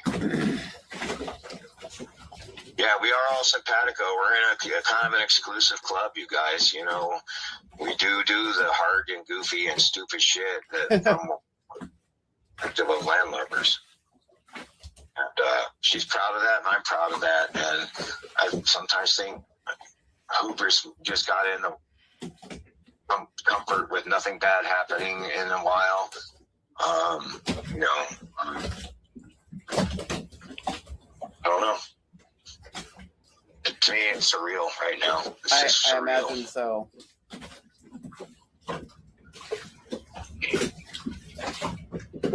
But let me get going. I'll send you. I'm gonna text you some. Right. I'm gonna send you some stuff. Okay, and thank you guys. I love you too. And You have people check Matt Lowe's K. What's that? You need to have people check Matt Lowe's K. Okay. If you washed up on Marsh Harbor and you were heading to where you said you were, and the winds are heading east and the current's heading north, yeah, she's going to be somewhere at Matt Lau's K. Because she isn't making it all the way up to Sandy That's K. what I'm looking forward to. You understand? That's where I thought I was going to land. Right. I will. I thought I was going to end there myself. It's a resort that's being built. It's not done yet. And so, there's construction almost not Sunday, not today or yesterday. And so I was paddling my ass off as best I could to get further south of Matt Lowe's K to get to, that's where the boatyard is, boat works, whatever they call it, the Marsh Harbor. Got a tiny little channel and I landed on a little tiny lagoon just west of that or southwest of that. I'll send you some pics with some marks on them. But that is a great idea, and I'm gonna text the guys right. Let's see here. Reagan, thank you very much for the super chat. Shadow says thank you too. Jared, hearing you read my poem gave it life, which gave me healing. Healing I didn't even know I was still looking for. Thank you for being you. I hope you have a great Friday. Well, thank you very much, Reagan. I heard that Reagan has another poem, actually. So you can feel free to send me that one too if you want. And thank you very much for the super chats. Now you have a great Friday as well. And I know the flock of black sheep, they wish you the same. Absolutely. And Shadow does too, of course. Right now tonight because they're super responsive, and I finally got WhatsApp to work, and so now I can text Bahamians. It's yeah. We have WhatsApp too, so if you need to reach out that way, feel free. Create a WhatsApp group with everybody in it. That way there's nobody missing information. Agree. And you put that out on the socials. And you say, hey, this is the WhatsApp group for the search and rescue for Lynette. And that way, if people check in, they say, hey, I'm at Sugarloaf K. We've just walked the entire island. You're not spending resources going everywhere. Everyone can do it. You can treat it like fucking Pokemon Go and just have everybody searching for Pokemon Lynette. You got that? Yeah, I hear you, Kat. One WhatsApp group. Put everybody in there. Fuck the socials and fuck the haters. I'm saying create a WhatsApp group for people who honestly want to help. And let's find which island because she's hungry and she's probably a little thirsty. Yeah. Yeah, you're right. You're right. Thank you, guys. Stand by for some info. I'll talk to you later. Sounds good, Brian. We love you. Thank you. Marty. I love you too, Marty and Blaine. Thanks, guys. Bye. So it sounds like they didn't believe him from the get, and they said, "Nah, screw you, Ryan. We think you did it." So we're going to give this to the police. But I will say this, it seems like the friends were trying to like figure out where she might have gone, even more so than Brian was. And what can that tell you? Can that tell you that, well, Brian knows that that's where she isn't. She's not there, maybe, because Brian knows what happened and where she is. Could that be the explanation? Definitely could be. Definitely could be. Can't rule that out at all. And so considering the inconsistencies, this call, what the stepdaughter has said, what the wife has said, the neighbors, a lot of things just don't look good for him at this point. It's a good question, Lego.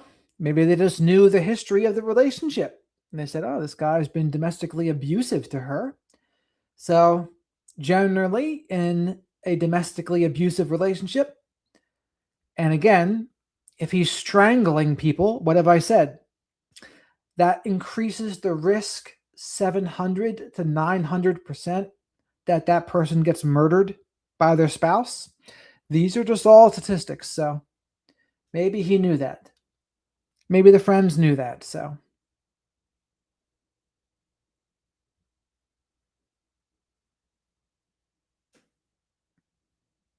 Isn't that what we just listened to, Lori? Is this not that? Like, this was that call, wasn't it?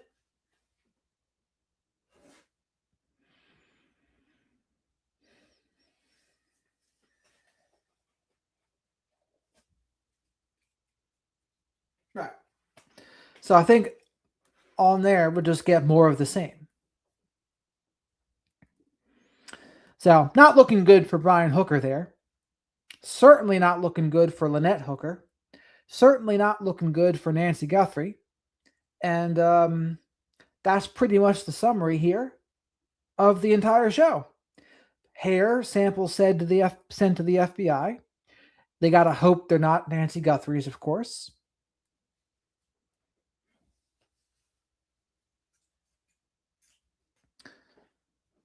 Well, if a partner strangles someone, then it makes it 700 to 900% more likely that that partner kills them, murders them.